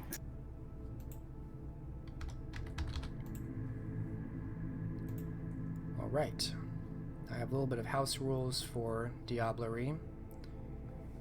After you've drained them of their vitae, you'll roll your total willpower, difficulty 9. You will need a number of successes equal to their willpower. In this case, 8 each. You can continue to roll. Even if you fail, you can continue. The Diablerie will only fail if you botch. Otherwise, it's just taking you more time. Alright. I need to get 8 successes. Yes, difficulty 9 willpower. Alright, here we go.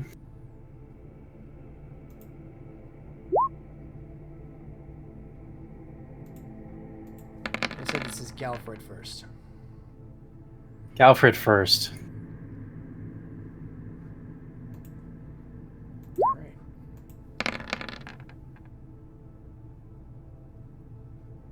Doing pretty well. You can feel his life force being pulled away, slowly but surely making progress. There is something here you're ripping out of him.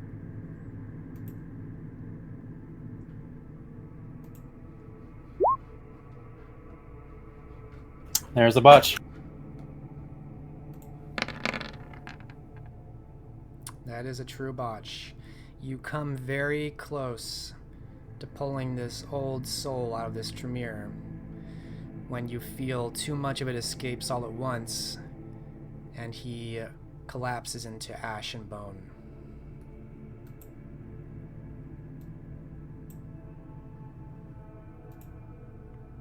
Well, plans to collect his remains later, but she'll switch over to Tito. Okay.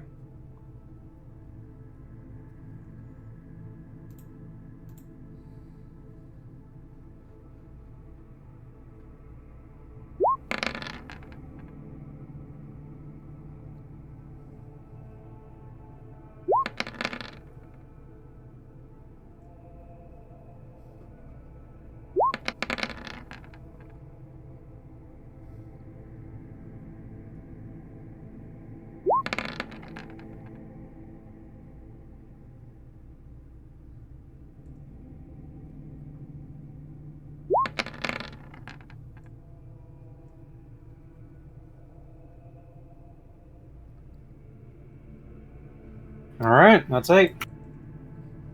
With Tito, you find more purchase. As this energy draws forth from your fangs more than vitae. You taste power. You taste something beyond just this blood. You feel a mind, a person. You consume them just as your master did. You are briefly overwhelmed with memories, with thoughts, with feelings, regret, fear, scenes of violence, memories of battles past. There may still be a chance that you go mad from this experience. I'll take one more willpower roll. Difficulty 8. Just to keep control. Alright. You're able to quell the surge of emotion as you diablerize this thrall once serving Malak. Let me look at your generation. Mm-hmm.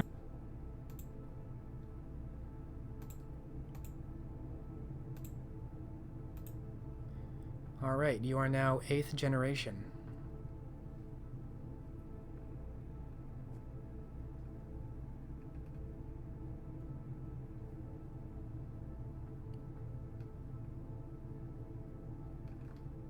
Cool. Get any disciplines for it? Yeah, I'm just looking through the sheet. The formatting messed up, so I'm just trying to see if it got lost.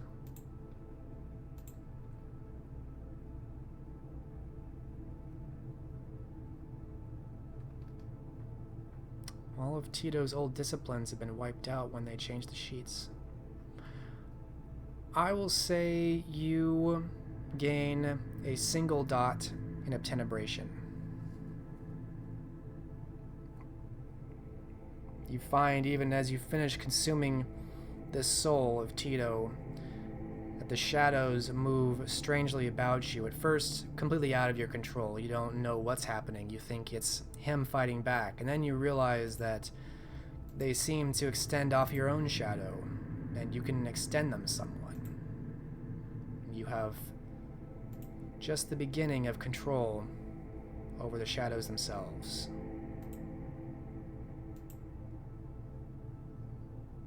All right.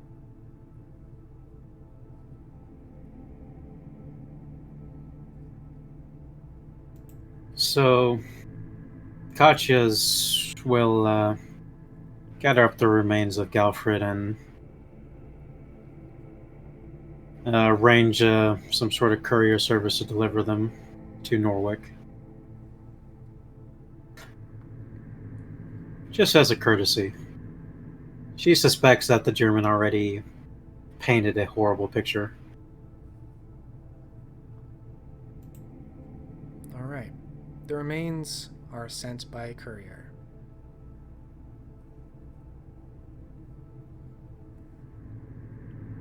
What are Katya's larger plans? Larger plans will be to establish the religion of Baal.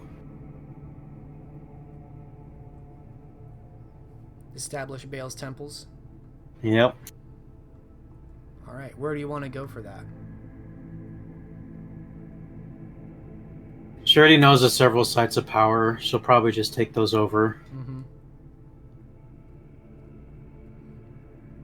Find new servants to maintain them. She has the magical abilities to change hearts and minds.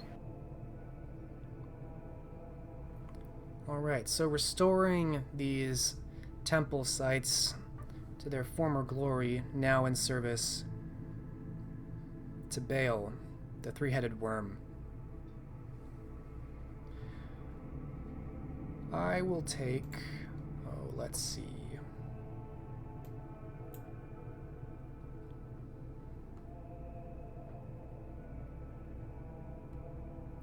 Yeah, I'll take an intelligence occult roll. Difficulty 6. This will take quite a bit of time, but the more successes, the better it goes.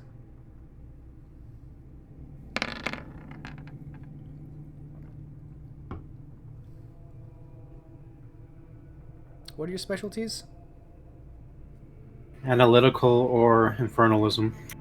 Oh, the latter would definitely apply, so I'll give you 3 successes on that. You reestablish several of the temples, once serving Malak, now serving Baal. It takes a number of years to get the resources together, get the manpower, convince the right people, and as you said, finding people that you can pluck with your own gifts.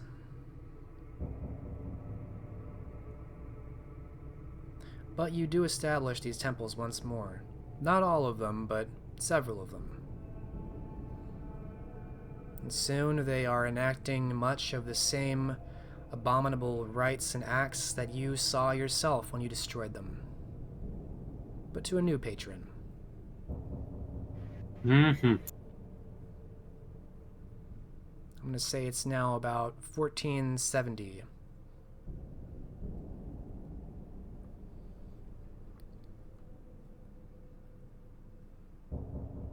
Noted.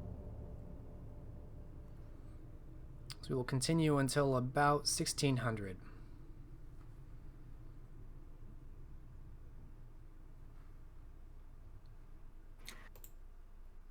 Seeing success with the 3 temples thus far. Katya will. How did Roman survive that fight? Roll me a 1d10. A high roll means he did not die in the battle or go completely insane from watching these two things fight. That is a 1. Roman unfortunately got caught in the fight between Baal and Malak and was torn apart. He did not survive. Alright. How about her other goal? The one that was to be a sacrifice. The woman, yes. She. Mhm. Oh, were you bringing her to all this? She would keep everyone close. She's not going to leave them somewhere off because she has nowhere else to leave them. True. This poor woman has just been dragged around. Roll me the same 1d10.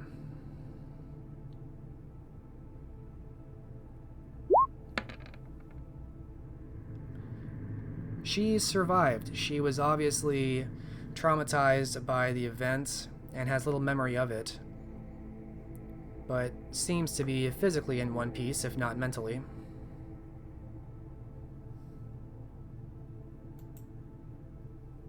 Something. Katya will spend her efforts to corrupt this one and make them a worthy servant of Baal. There isn't a lot of potential in this young girl. Her mind has been thoroughly broken several times, even before this. Roman had his way, and he was not kind. Even after this, she is very difficult to make use of. But with enough time, perhaps she could do something. Depends on how much effort you want to put into making her viable.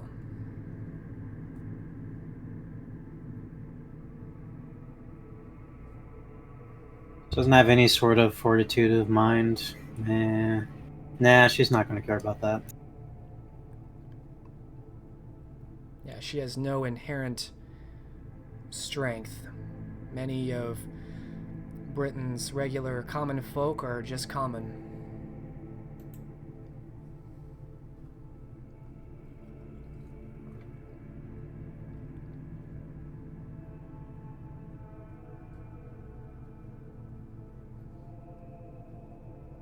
Would be a waste to just throw her away, though, so perhaps she'll try to use her as bait to lure another commander of her forces.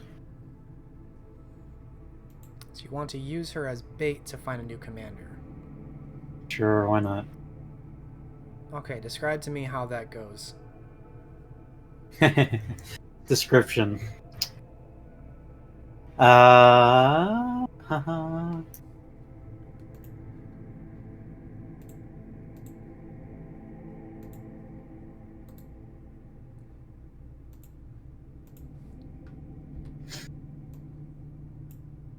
Well, what I'm coming up with thus far is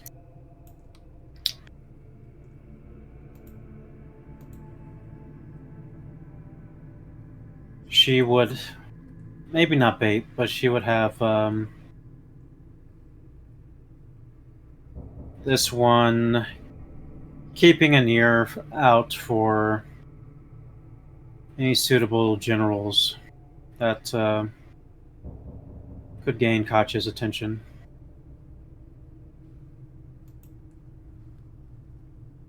She does her best. Sometimes, in the middle of talking to people, she breaks down in tears and just starts screaming about things that no one understands, about the demons and the gods. Kind of draws a lot of attention. It's hard for her to do a lot of discreet looking. Oh, if she's that bad, no. Katya's just gonna kill her. Much more merciful. You end this woman's life after a long, drawn out, tortuous existence.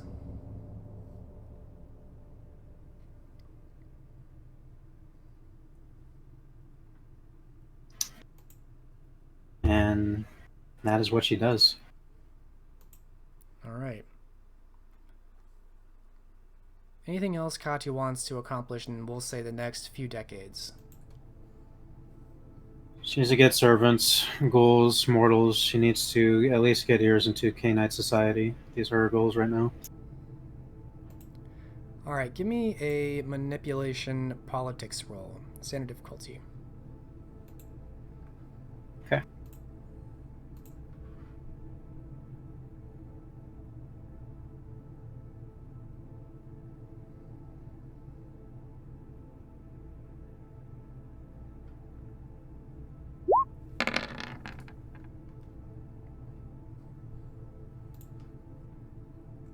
All right, one success. It's slow going over this time. You manage to get a couple contacts that keep you informed of the main cities, but they're not the most reliable. Sometimes they miss things, and you don't have all the cities. So I'll say you have Bristol, London, and York, which is being rebuilt. And you can give yourself a, we'll say, 3 dots of contacts. And you can also give yourself a 5-point ally in Bale.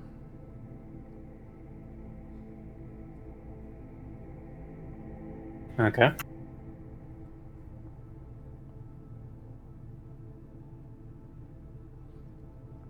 So you have the beginning of a web of contacts.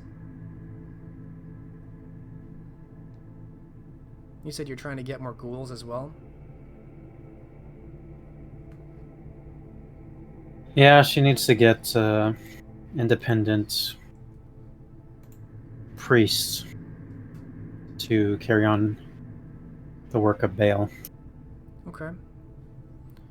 Any particular ghouls of particular skill or breed or stock? Perhaps it doesn't necessarily have to be ghouls themselves, because that would require like vitae on a regular basis. Mm-hmm. But she definitely does want to seek out those with means to convert. Okay, so maybe mortals of influence and resources? Mm-hmm. Okay.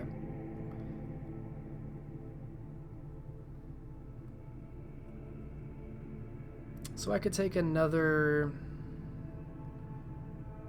either do wits and etiquette or manipulation politics.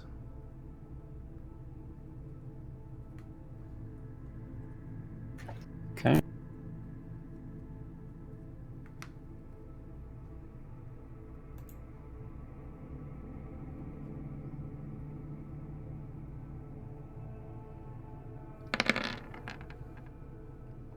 Another one. You gain a few, not ghouls, but we'll say retainers that fit the bill. They're aristocrats and gentry that can climb the ladder a little bit. They can get in touch with people who know people. And with what you're offering, with what you can offer, they seem interested. So you can give yourself a dot of influence through these people, effectively.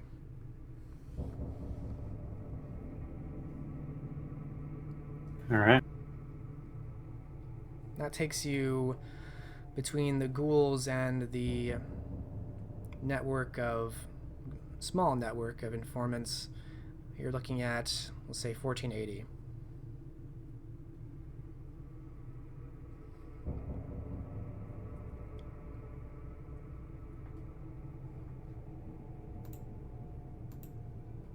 Next, she'll increase the influence of the ones she has chosen that have shown interest in what she has to offer.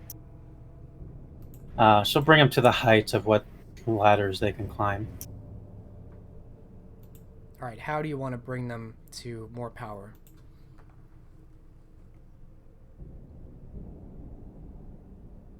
By making their rivals around them crumble. Cool. I'll take a manipulation occult.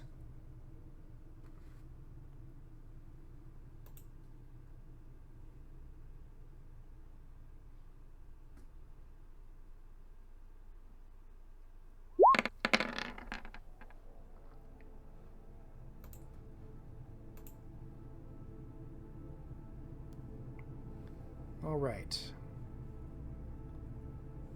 And since you're using your infernal powers to do this, I'll give that extra to you. So 6 successes. That's very good. You only had a few people to work with before: gentry, aristocrats, the lower echelons of upper crust society.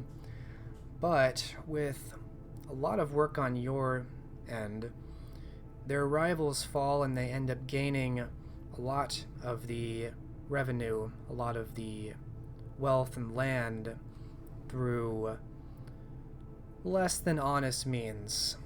Certain titles are forged, other supposed lines of marriages line up just so these contacts gain more tracts of land and become heirs to some of the earldoms, in fact.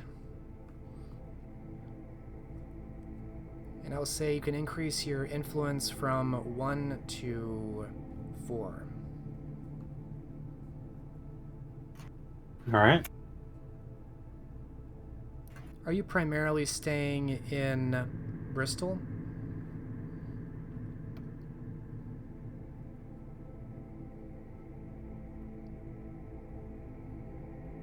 Her main location probably would be Norwich because of the Tremere. Oh.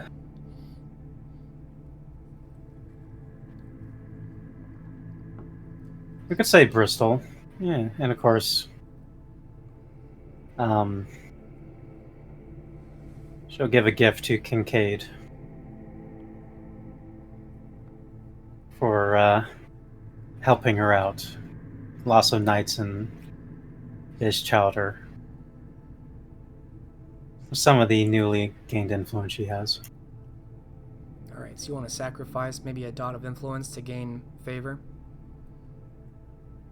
Why not? They need to work together. Alright, so I'll put you at 3 influence. And you could tell that Kincaid was quite cold to you after the events, knowing that he had to toe the line with you being this high apostle now, and your connection to Baal. But he sees your effort and the resources, the information you provide him through these nobility you've gained through your own efforts. And you can tell that it's definitely improved rapport between the two of you.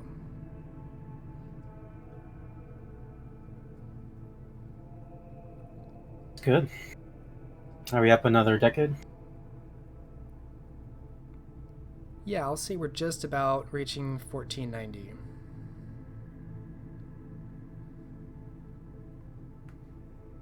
Takes time to climb the social ladders, but with your help, it's a lot less time than it would have.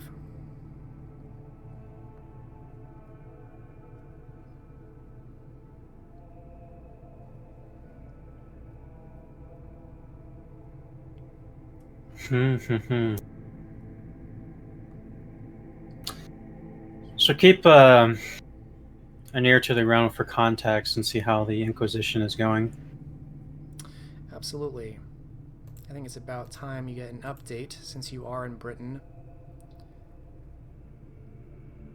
Because of the many explicit supernatural events in Britain over the last century and a half, and the subsequent increased Inquisition presence, a moratorium is placed on embracing new children across the island, punishable by final death.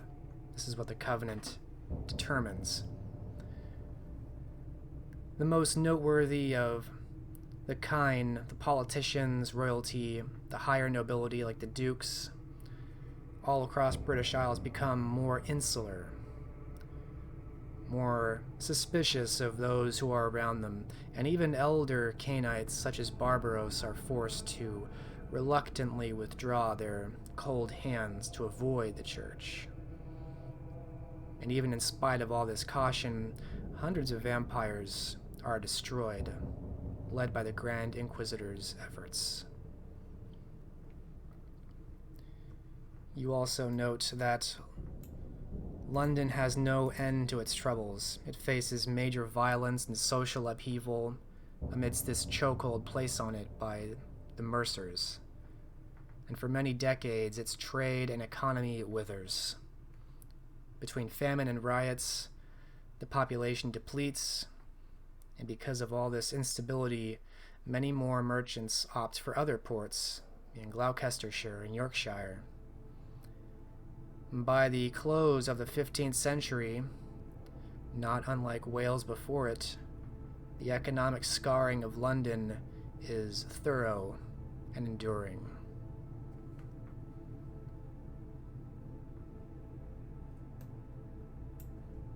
How worried is the Covenant over this? The Covenant becomes very concerned about this, and you become aware of this line being drawn in the sand between the Anarchs and the Camarilla that has only faintly been touching the islands. But with the increasing reports of the Elders and even antediluvians supposedly being devoured by the young, the Covenant grow increasingly concerned. They hold their leashes tighter, and eventually, by around the end of 1490s, mid-1490s, the Covenant relents to the Camarilla. They agree to disband the council and join as Camarilla princes, in exchange for the Camarilla's aid in crushing the Anarch violence, which in the northern part of Britain, the northern fiefs and the moors, is completely unchecked. This is successful. The Camarilla back the British Cainites, and they help crush the Anarchs. The legendary Jack Timbers is said to have been destroyed in the fighting, somewhere in the streets of Carlisle. The fate of the La Sombra Alan Alice is unknown. And soon after that, the Convention of Thorns is held, and the Anarch Revolt concludes. The Covenant is no more by this point.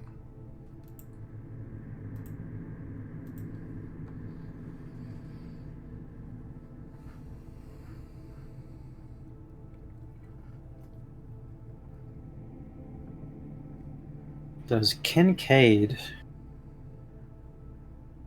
have any occult works? Well, scholarly languages that she needs to study? She needed to study?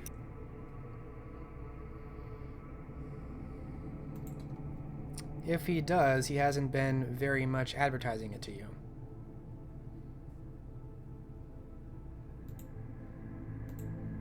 Should go and ask, or if he knows anyone that does. She wants to increase her own knowledge.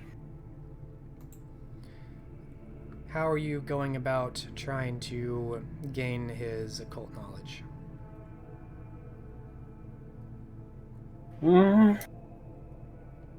She'll be up forward about wanting to study more. And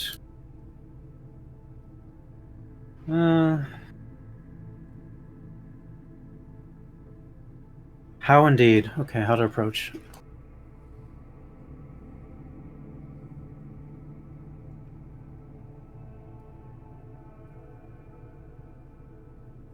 She'll pretty much just ask if he has what she seeks.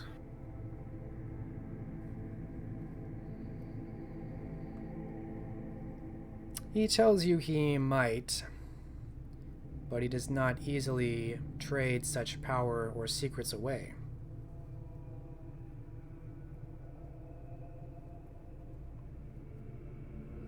Katya wouldn't expect that.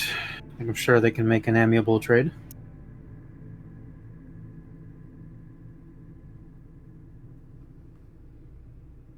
What do you offer?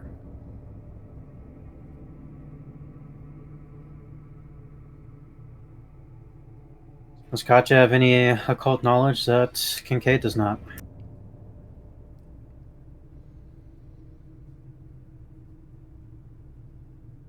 You tell him about Assume. the paths and the powers you've studied? Yeah, she'll mention it, yeah.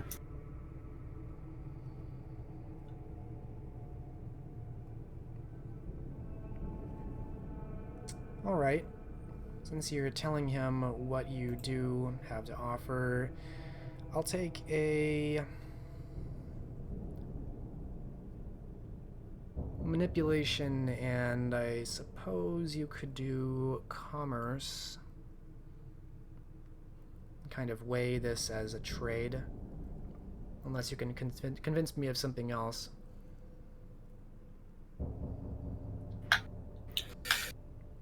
Trade.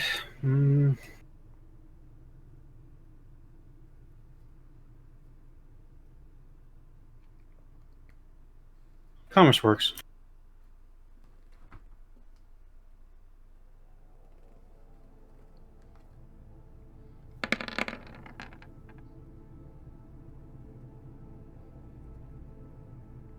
Yes, he does seem interested in some of these secret rituals that you supposedly have. He'd be willing to teach you one of the more explicit forms of dark thaumaturgy, which manifests an unholy green flame in the palm of one's hand, not to be used lightly, but perhaps in life and death situations.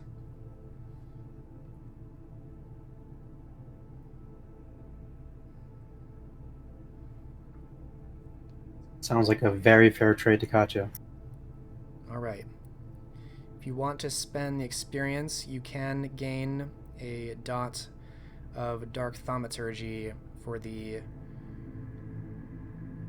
effectively the lure of flames. I'm blanking on the name. I think I know what you're talking about. XP is already all spent, but just keep a note, I guess. Yes, you will have to study to learn it, but he's willing to make that trade. Does this open up Katya to the ability to increase her dark thaumaturgy as a whole? Yes, now that you're in downtime and you can practice with this. Yes. And I don't know if you already spent or not, but you gain 30 experience during the downtime. Yeah, I already spent it. I should have asked about that before I started spending. Oh well.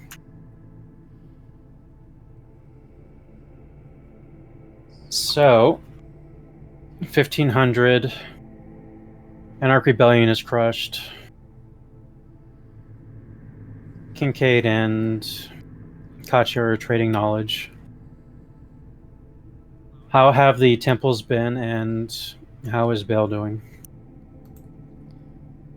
Bale's reliquary has been built over the site of Molochs, and so far seems to be going well.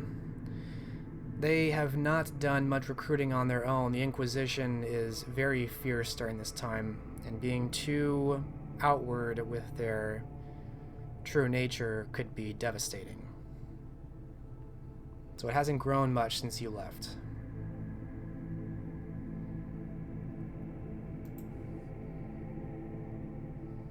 Well, Katya will do her main job that she's been slacking on and help these temples get better with the influence she's gained. All right. Are you... Give me a manipulation empathy roll. You can add your dots of influence. Okay.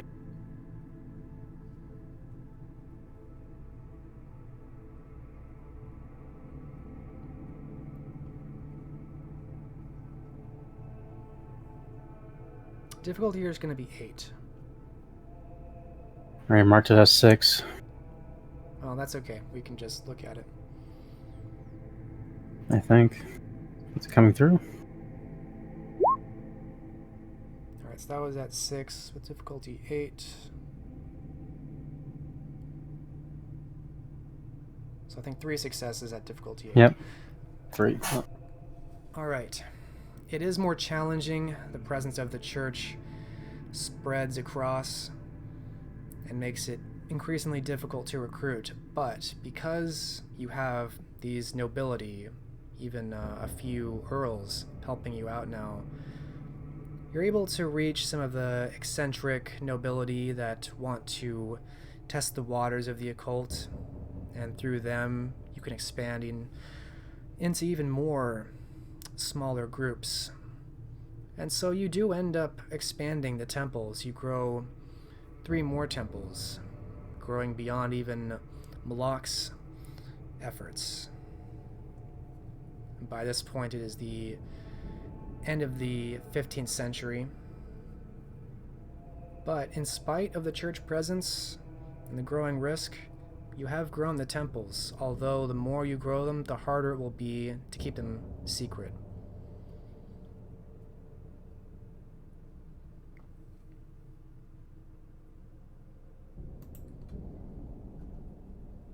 She's satisfied with the size of them now, and I'm sure Bale is as well. No reason to push it further, but he did mention spreading to different lands as well.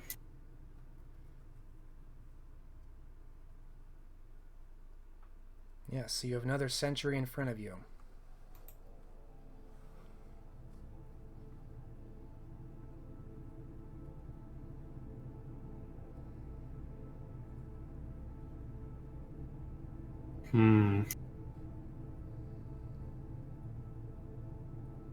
I'm going to look at getting suitable traveling companions, maybe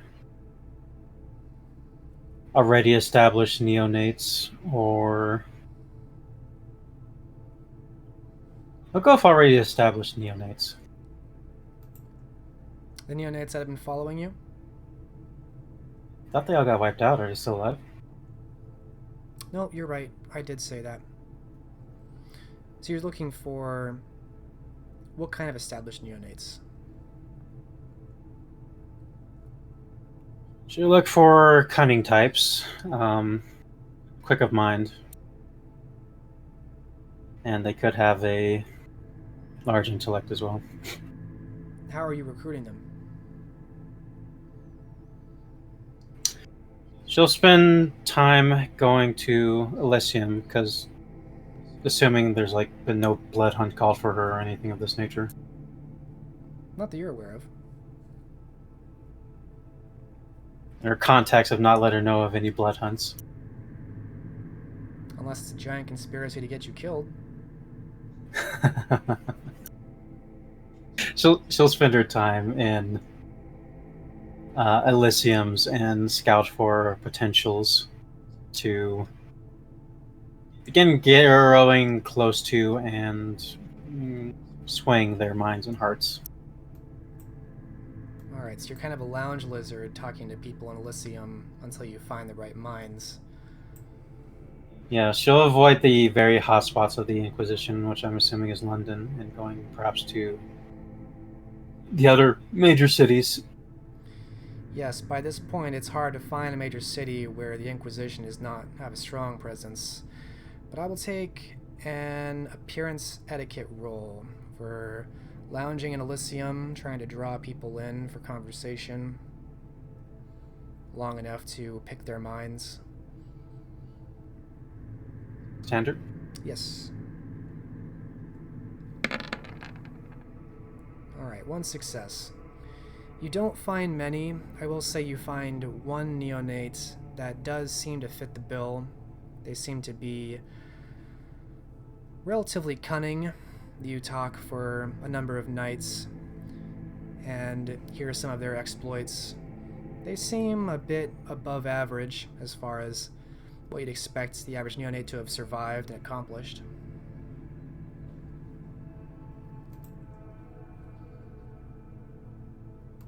This will be a good start.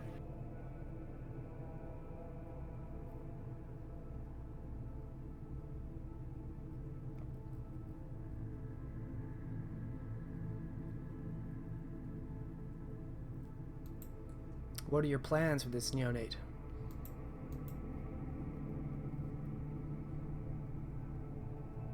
I'm going to mentor them. Seduce them with more power and slowly corrupt them. Alright, this neonate's name is Hamilton Sutton. You find them in the Elysium of Bristol.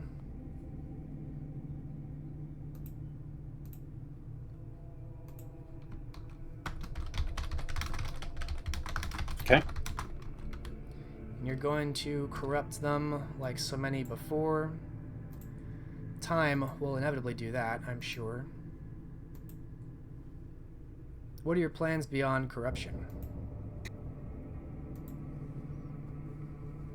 Well, after getting some reliable neonates, or a neonate,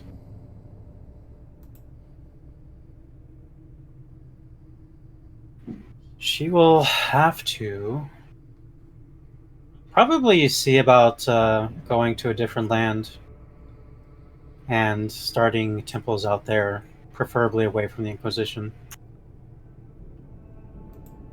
It's very hard to find a place the Inquisition hasn't reached, but not impossible. Where did you have in mind? Do some research before she heads out. What has not been what has not been hit by the Inquisition to the same extent London has due to all its supernatural activity? You mean intelligence theology, or an intelligence politics? I'll do theology for once. Why not?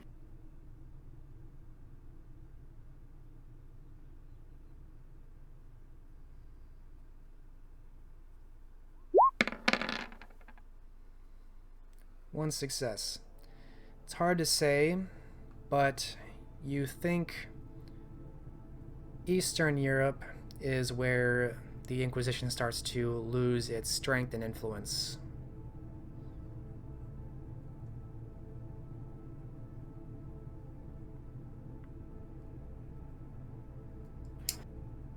That is a very far trip. Does Bell think of temples out there away from his current power base? The more the better. In the Golden Era, Bale reigned over vast lands and cities and peoples before history erased it all. Makes sense.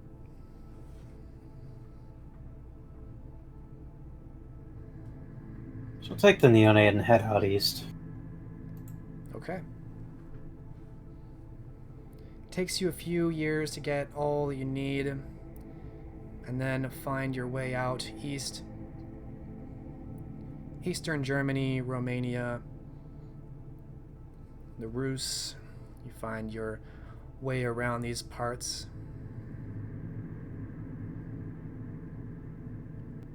Anywhere in particular? Well,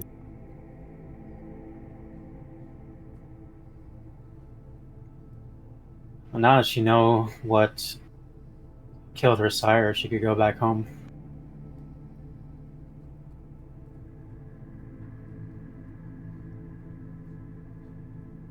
Yeah, she'll head back to Bulgaria. Alright, you return to Bulgaria. And you want to start setting up temples there as well? Yeah, she'll assume that there's a site of power where her sire was killed, so she'll rebuild it. You return to the ruins. You find them dusted over, cobwebs. No one's been here in a long time. But searching through the ruins, you do find the old statue, the three-headed worm. Perhaps even some of the dust from where your sire was killed.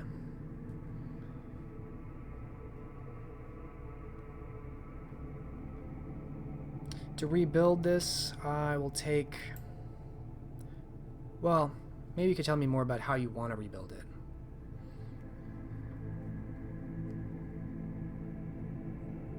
What was used last time?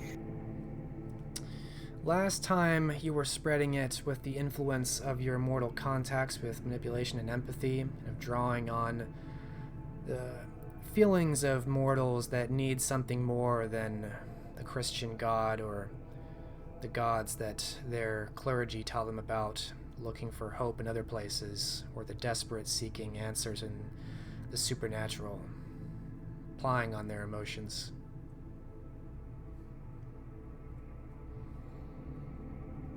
Except out here, you won't have the advantage of your influence, obviously.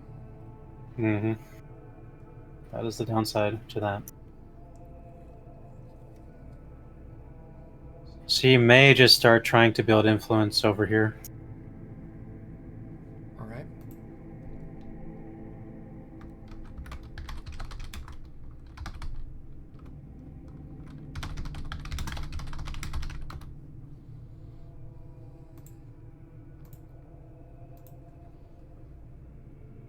Just looking at a couple maps here.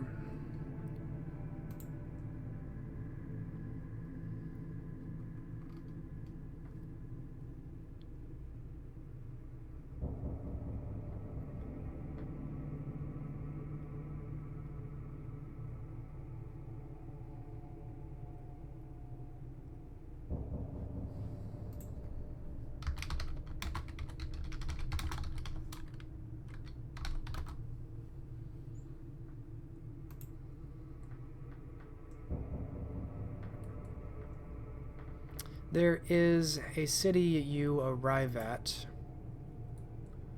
called...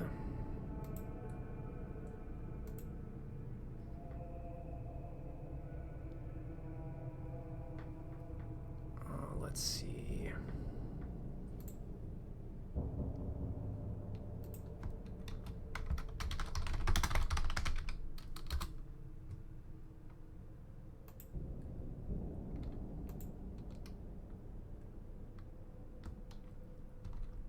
Yes, northern Thrace, you end up in a city known as Burgas. It's not very far from Constantinople, actually.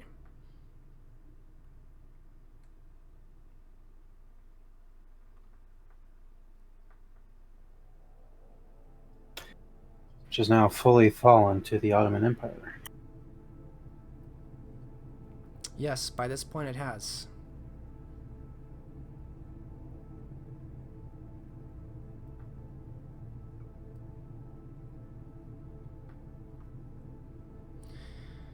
And Well, she knows the language here, and she'll start building up here. yes, absolutely. So you can make that same roll if you want to go about it the same way. All right. That was manipulation and Empathy, standard. empathy. All right. It's a port city, so it has a lot of trade. It's growing in size and popularity, especially with some of the refugees leaving Constantinople. A lot of ones. But I'll grant you those 10s again, so 3 successes. Takes you a number of years to, build once again. You find similar obstacles and challenges, even in Britain, are in place here. Getting your foot in the door is the hardest, but once you start to make a little bit of headway, it builds on itself. People know you, people who know you know you. Soon there are local politicians and city officials that know who to talk to if they need a little bit of help. And you soon draw a small collection of influential people in the city of Burgos who attend common rituals in service and observance to Baal. So you can put yourself at, we'll say, 3 influence in Burgos.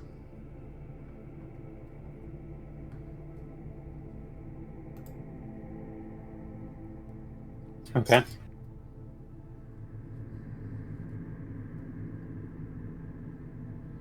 Now it's around 1510.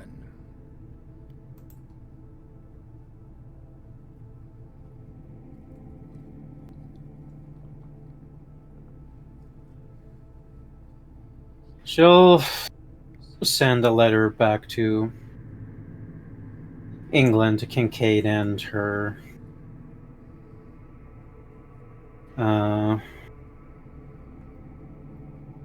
nobles that where she's currently at, just to let them know she hasn't completely abandoned them.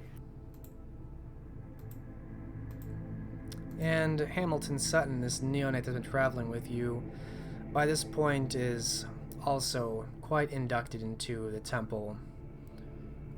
He seems, for lack of a better term, enthralled by the idea of gaining power like you have. You can tell there's a lot of envy there. You don't fear fire, you don't fear your beast. You know nobles across Europe. All this power. He desires it.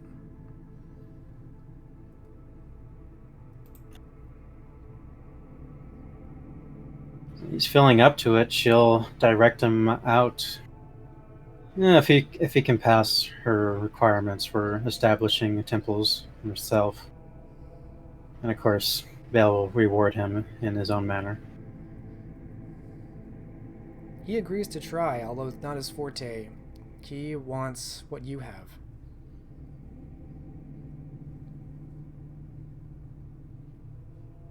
Ah. In that case, she'll reward him with knowledge of dark thaumaturgy, as long as he can bring something that would please her. I've been traveling a long time now. He should know something.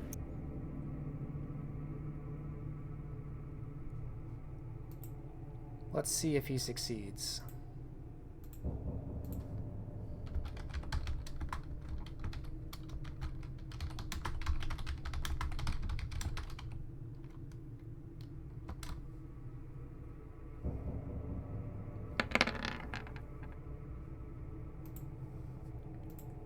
He tries to entice you by bringing you 5 virgin women whom he tells you would make a fine beginning to a herd. They're young and ignorant and naive and would easily follow a traveling band, and they would be drawn to the same thing he's been drawn to, this source of power, this kind of taboo cult. Effectively a herd of one dot.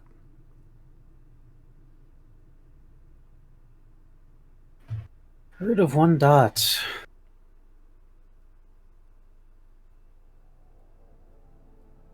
Noted. All right. Does this please Katya? 5 versions as a herd. While a pleasant gift, it doesn't actually further Bell's goals too much. She'll direct him a bit more, and she'll edge him along with a little glimpse into arcane lore of dark thaumaturgy. She's gonna bait him along. Alright. He seems upset that you won't give him anything tangible, but give me a manipulation empathy roll. Still difficulty 6. All right.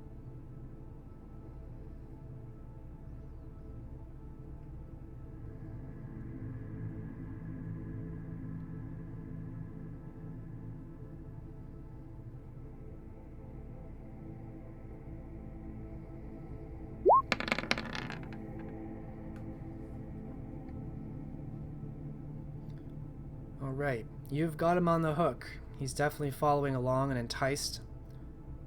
And he will follow. The idea of this dark thaumaturgy is too alluring. He'll try harder, double his efforts. Very good. While he's busy doing that, Katya will continue to grow her power base here.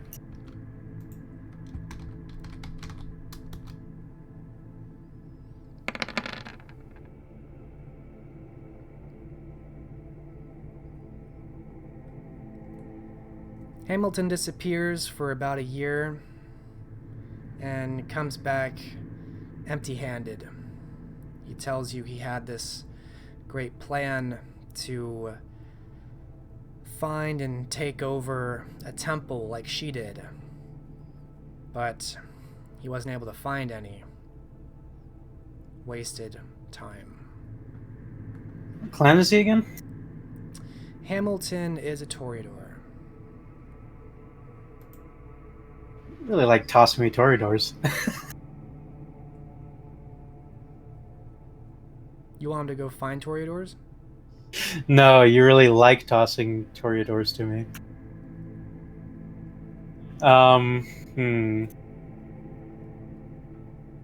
Wow.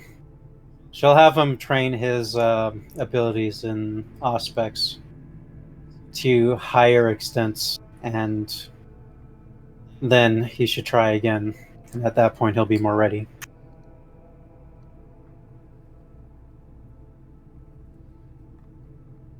Alright, he will spend time trying to hone his ability to focus on his senses for now. Promising he'll do better next time. There we go. What does Katya do in the meantime?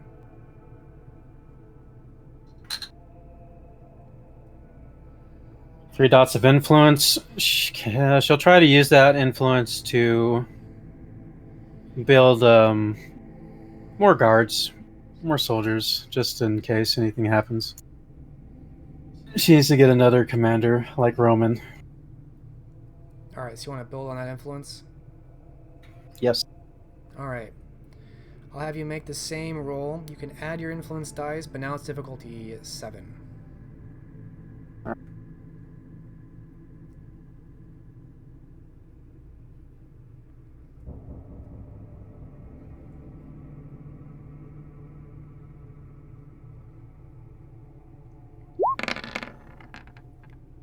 Wow.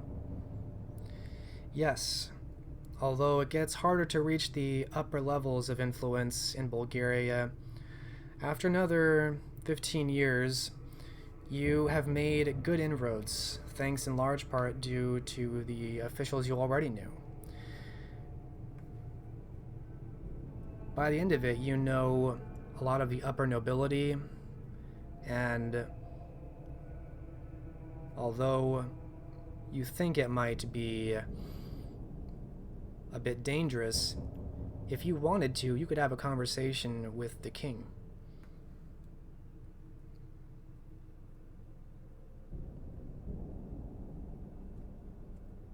King. Why did Arcanites have gravitas here? Let's see, in the city of Burgas.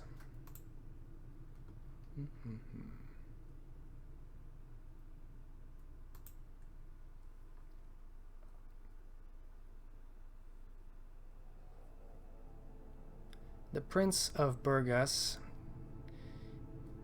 is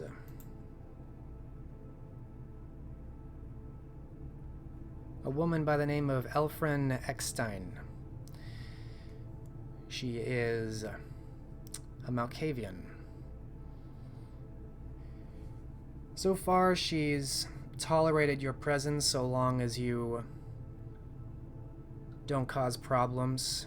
You think that she has a bit of a bias in favor of other Malkavians and like seeing them succeed, especially over blue bloods and other high clans. We're out of Camarilla influence. There is some Camarilla influence here. Ostensibly, they're a Camarilla city now, although it's mostly lip service. There are elements in the city you know that are openly against the Camarilla, and there are rumors in the city you've gained by now that there may even be insurgency, rebellion to overthrow the Camarilla in this city.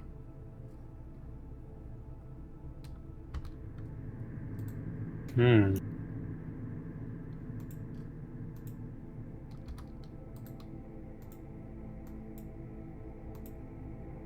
don't think the Camarilla have directly influenced Katya at all.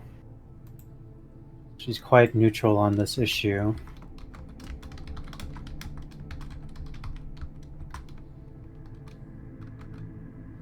But she may get a better view of what this prince thinks of the Camarilla. Alright, give me a manipulation, empathy, or subterfuge, your choice. We'll go with subterfuge. Difficulty 8.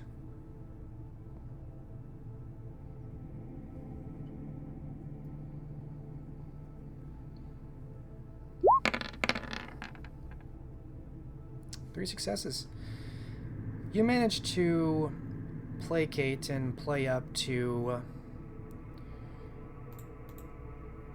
Elfrin's tendencies of wanting to see her own clan succeed, and that helps get you into her mind more.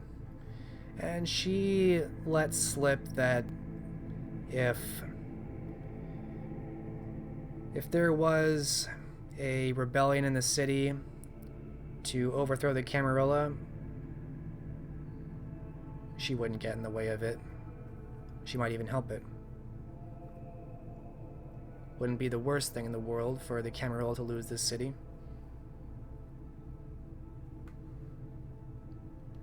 Supposedly there is another faction that is gaining power, and she has some interest in it.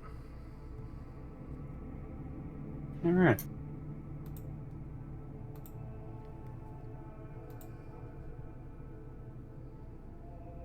Katya will express similar thoughts on this matter, and yeah, she'll speak with the king and get on the king's good side. Alright, now it's around 1525. How does Katya go about influencing the king?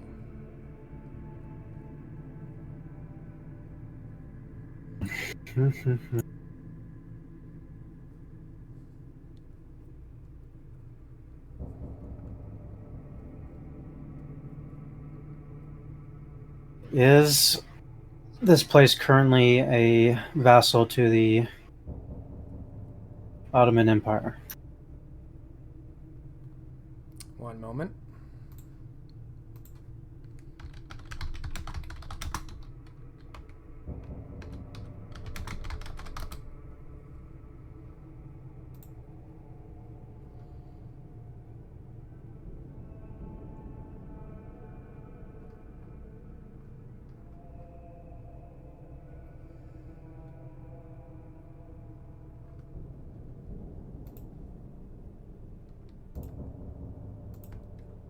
Yes, it is a vassal to the Ottomans.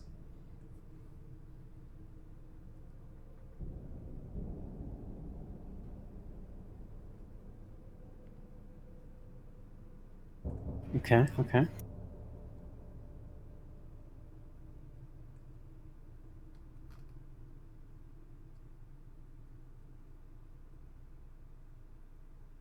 Your method of getting closer to the king would be to perhaps propose a more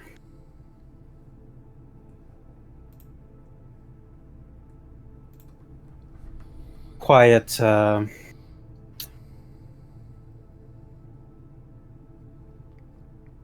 nationalistic sense. She remembers a day from the beginning of the occupation. And you want to quiet the nationalism? No, no, not quiet it. So inflame it. Yeah. Okay. Give me a manipulation empathy roll. You can add your influence to get the right talking points, the right people. Difficulty 9. All right. There is a lot of threat by trying to influence a king. It can go poorly very fast.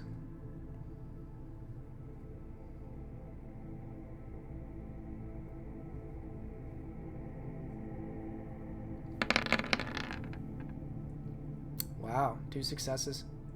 Okay. It's only because you have the right friends who vouch for you that you're able to salvage a discussion that wasn't going very well. By dropping a few names and changing the conversation, you keep this king on the hook long enough to see your point of view. And by end of your conversation, he seems to agree with your perspective and considers sending some of his propaganda czars to build up some momentum behind reminding Bulgarians they were Bulgarians before they were Ottomans. Which is likely to increase the unrest.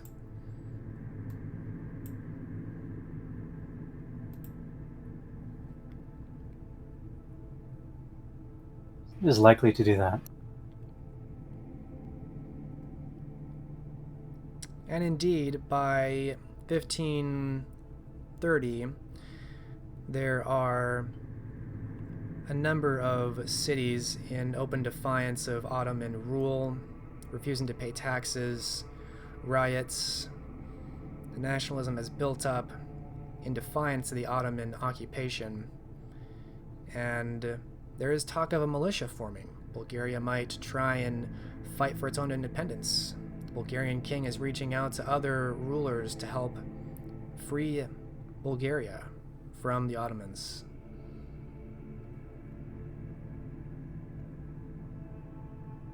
But all of your high level influence has not gone unnoticed. And now, the Prince of Burgos, Alfred Exting, is a bit unhappy with you. She doesn't like you making waves like you are. It's very dangerous to try and move kings these days.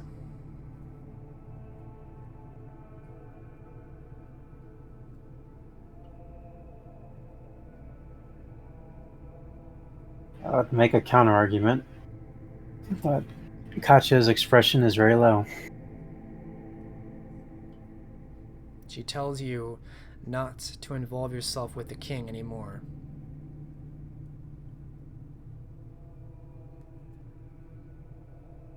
If it had been anyone else, you'd probably be dead already.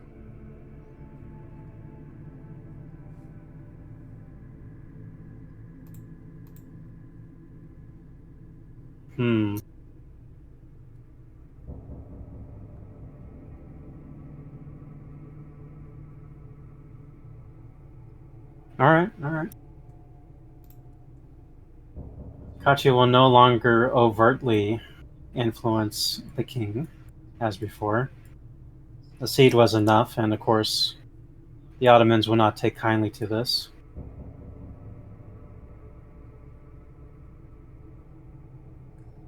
How large is Katya's actual militia or personal force now. Roman has kept your soldiers Well, cycling. not Roman.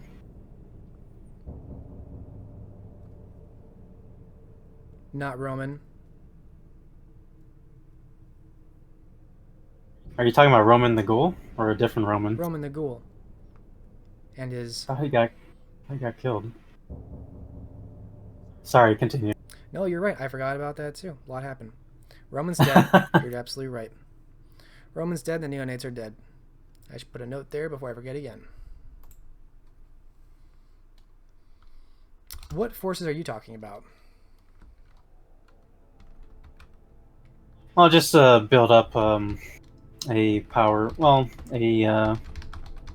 guard this temple better.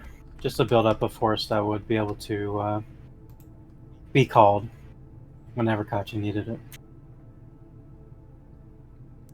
Yes, I will say you were given a hefty stipend from Baal and the temples. So you have, we'll say, resources 4. And you could use that to pay a good number of men to guard you and guard your temples.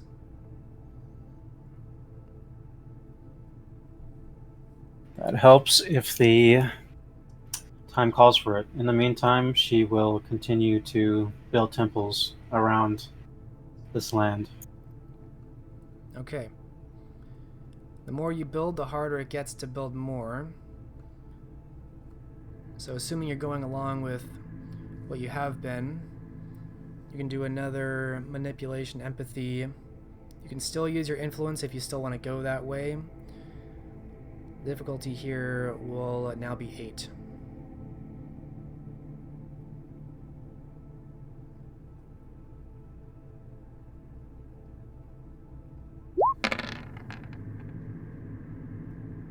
Alright, 2 successes. You managed to expand a couple more sites of worship.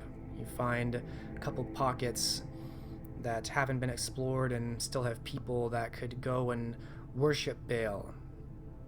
You can tell it's getting really difficult to recruit now, especially with the unrest. By 1535, the Ottomans have actually brought the military in. There are several cities that have been sacked. Much of Bulgaria is being besieged, as militias have risen up and tried to reclaim parts of Bulgaria. Katya will want to directly sabotage the Ottoman forces. Alright, how? Alright, she's going to find their top generals for this and essentially just sneak in their camps and completely remove their confidence in their ability to lead men.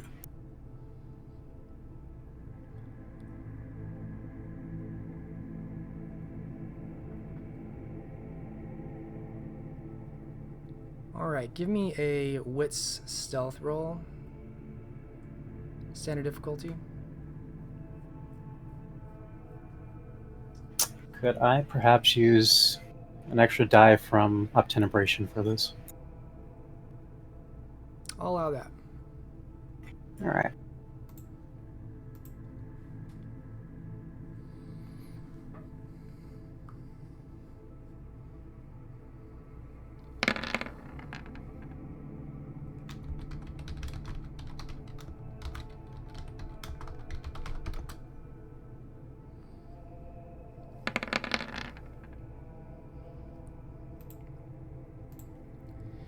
You have a bit of a violent run-in as you are making your way into the camps and find that it's not just mortals here after all. Perhaps something has drawn the attention in Constantinople or elsewhere, and Alessandra ends up trying to assassinate you. She does not succeed, but the event is enough to send you fleeing the forces. Okay.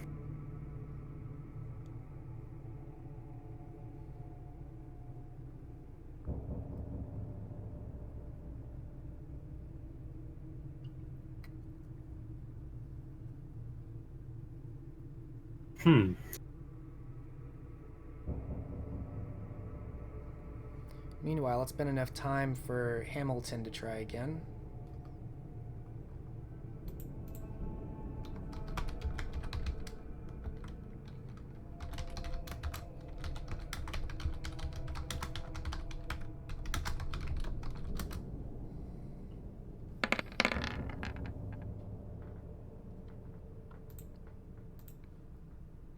Well, Hamilton botched. Yeah, proper botch.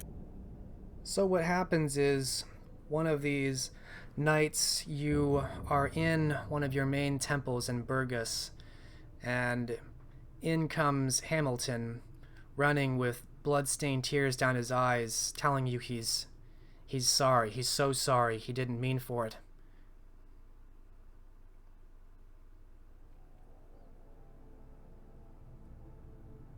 Well, Katya will try to figure out what happened. It doesn't take long to figure out what happened, as there are sounds of shouting from the way he came, and then screams as your temple gets raided by guards, Ottoman Empire soldiers.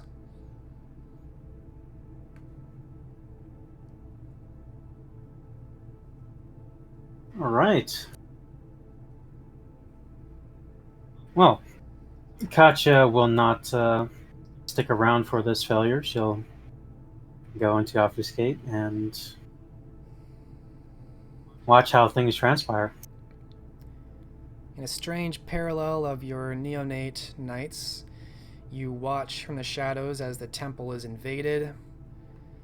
All of your followers here are slaughtered, and you see what looks like maybe a Greek Orthodox clergy with heavy purple robes come in, commanding that the three-headed worm statue be destroyed, begins doing his own blessing over all of this in his own Greek prayers.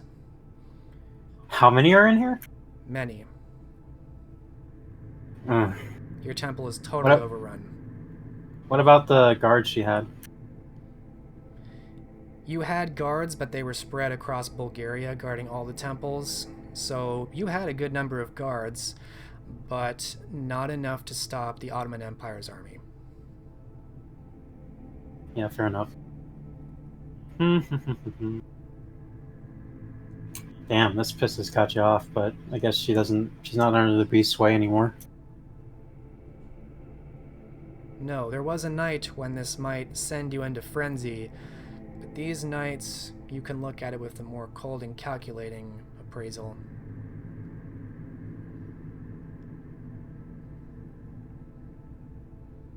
Well, she'll just leave at that point.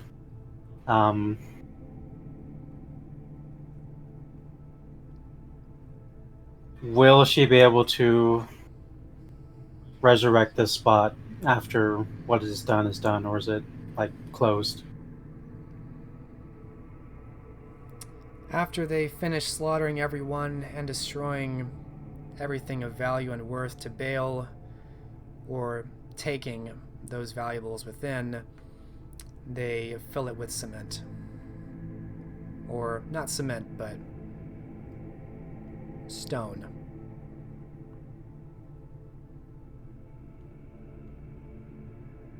This priest, do they radiate anything unique to Katya? No, they just seem like, Eastern Orthodox clergy. Huh. My vocabulary there is lacking, but comparable, you think, to maybe a bishop. All right. Patriarch, maybe? That might be too high.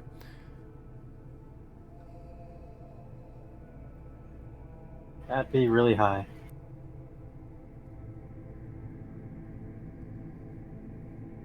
Yeah, it's not High part of the ranking, church. but not unique, supernaturally. No.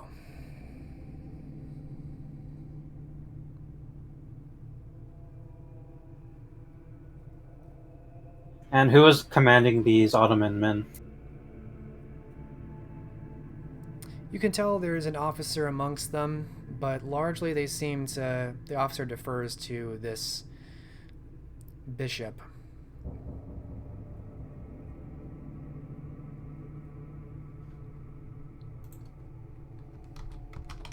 She might follow them a time and look for an opportunity to snag either the officer or the bishop, but if it's too dangerous, she's not going to do anything rash.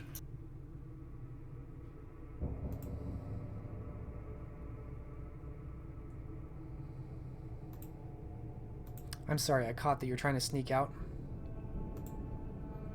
Yeah, sneak out and wait for an opportune chance to follow either the officer or the bishop and snatch them up. Alright, give me a wits and stealth. Difficulty 8.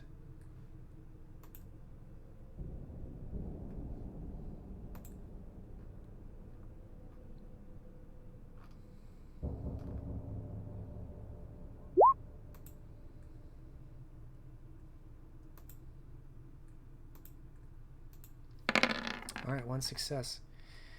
You see the officer going off down one of the streets as they leave. His guard falls behind briefly, and you abduct him. What are you doing with him?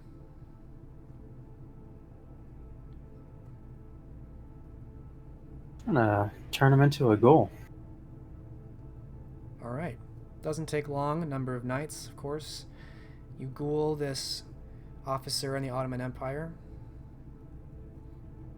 What are your plans?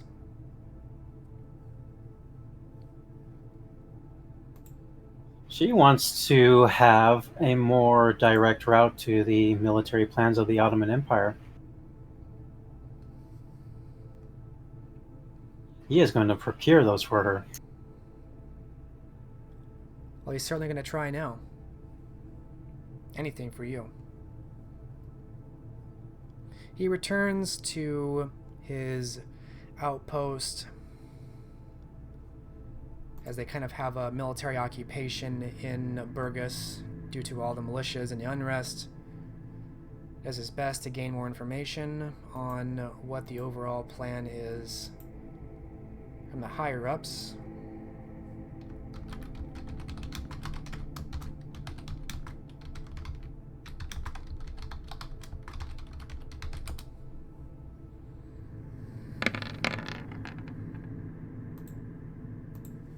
Alright, it takes him a while, but he comes back. He tells you about the Ottoman Empire's plan to very violently subdue every unrest, every militia group, every sign of any opposition across Bulgaria. They've brought out many of their battalions to accomplish this, and they're putting down civilians just alongside militia.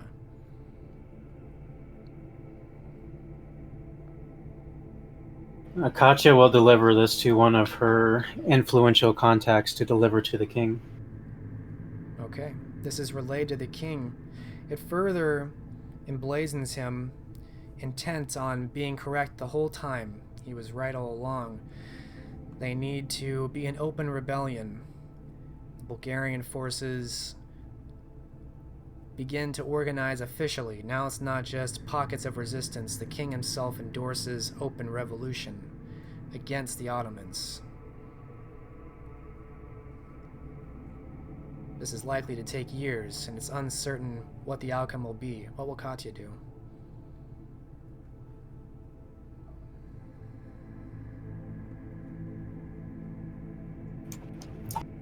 She'll move to one of her other temples and keep a close ear on the situation, assuming her temples are very well secluded, the other ones. The others are doing fine so far. They've had to go quiet for a while, but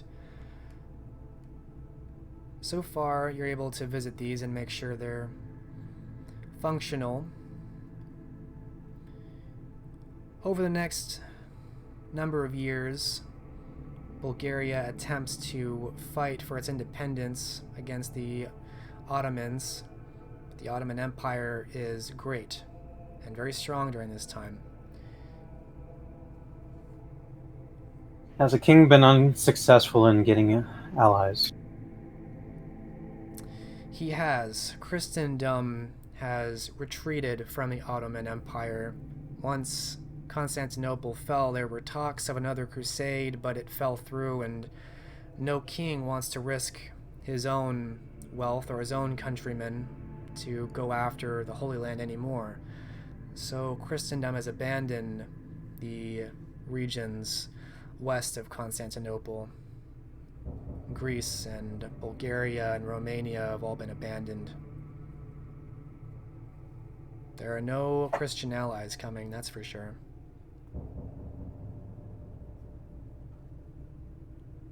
Well, Katya will keep this military officer close and have him deliver documents to her.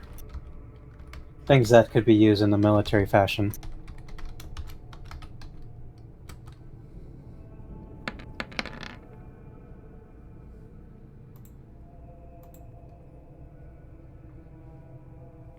Alright, things are going very poorly for Bulgaria. By 1550, Bulgaria is on the brink of defeat, many of its cities sacked. The king is actually on the run. He can no longer stay at his royal residence. The country is in ruins.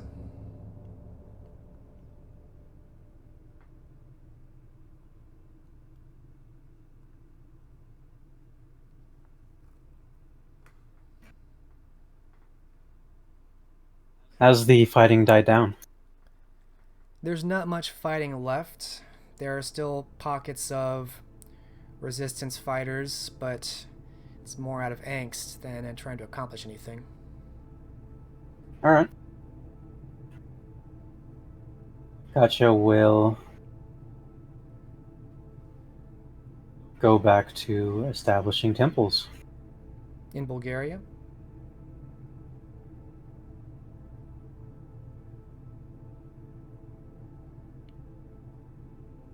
She probably has done what she could here. She's going to move, actually, towards Constantinople. Yes, you've done quite a bit for Bulgaria. Exactly. And where are you going? Constantinople. Oh, okay. All right.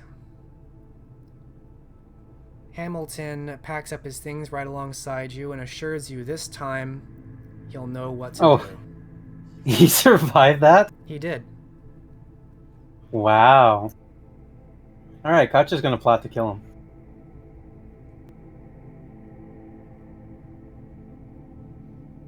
Well, for now, he seems very apologetic and subservient and wants to follow you. He thinks that you've forgiven him, and more time he'll be able to prove himself. Oh yeah, of course.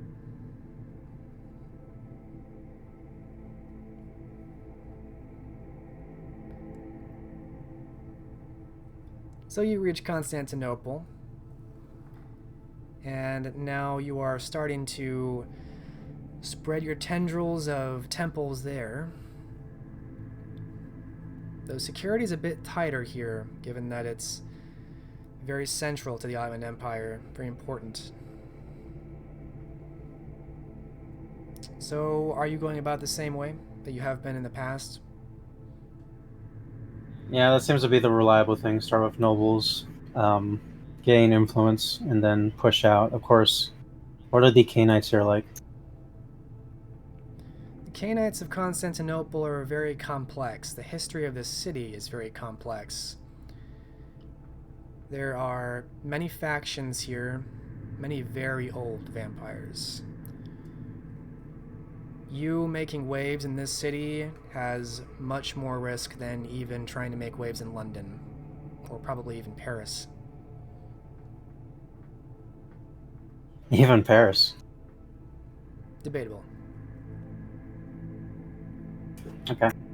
So you know it's going to be an uphill battle to build influence here, or to spread your temples, but you can try. Manipulation, empathy, difficulty 8. Sure as hell gonna try.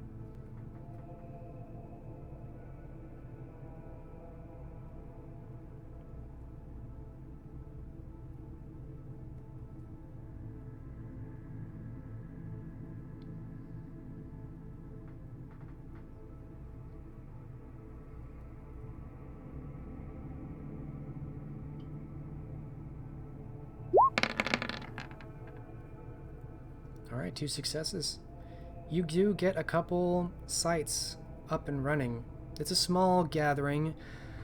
You start off with merchants and beggars, prostitutes, the low class, most desperate for something to cling to, something that will give them hope that they haven't found so far in their leaders.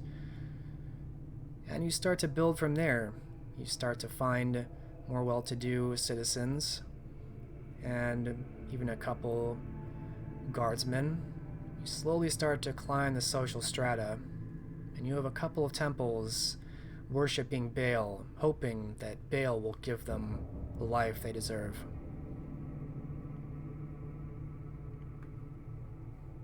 But don't All worry, right. Hamilton is going to help also. Oh, is he? I don't want him to help.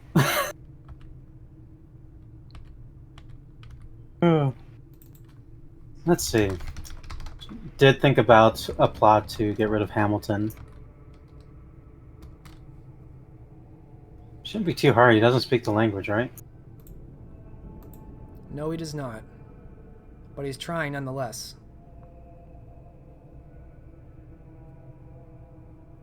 Yeah, let's okay, he's trying nonetheless. Wow. Despite not knowing the language, he seems to have a natural charisma. These Toreador seem to have that in common, and he makes ample use of it, drawing droves of people to your temples, swelling them. You end up making a third temple just out of need for space.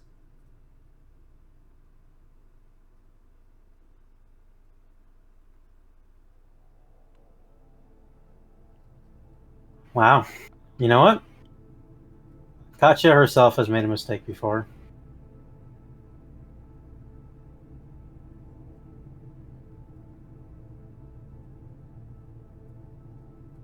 Are you showing mercy? Mercy? I don't know, as long as he's useful.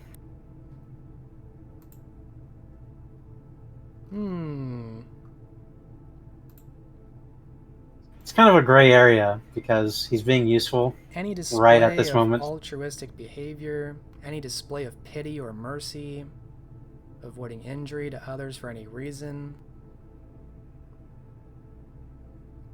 I'm gonna need a conviction roll, difficulty 8. I'll give you that.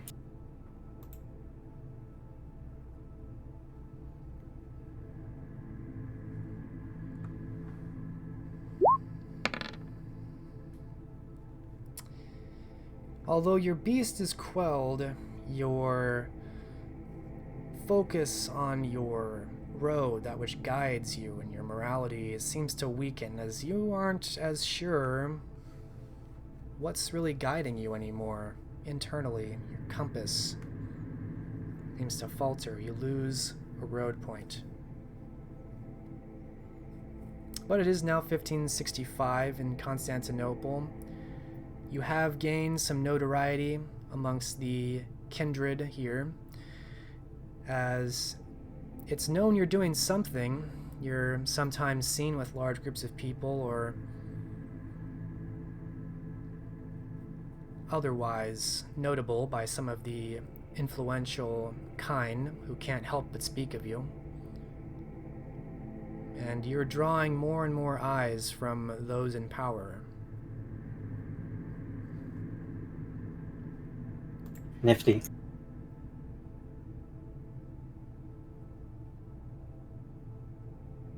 You know what? With 3 temples established, Katya's feeling pretty good about just leaving Constantinople now. You get a few not so subtle hints that might be a good idea in Elysium.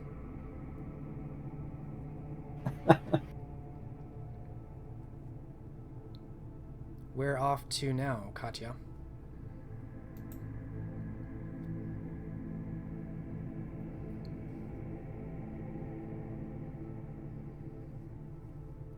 Travel deeper into the Ottoman Empire itself.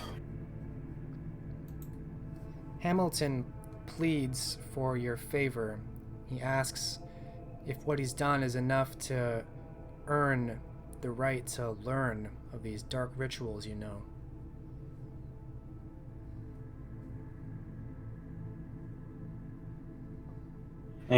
Yeah.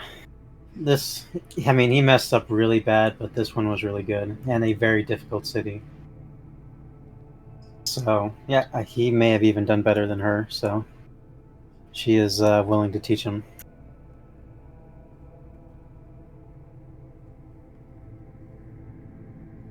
Alright. He takes a point of blood from you to imbibe of your natural power and begins to learn the basics of dark thaumaturgy.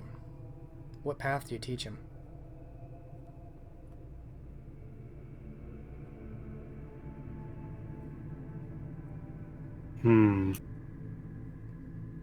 Since he is very skilled at charisma, she's going to teach him.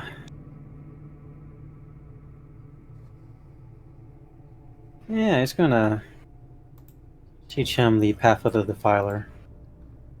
Alright. So for now,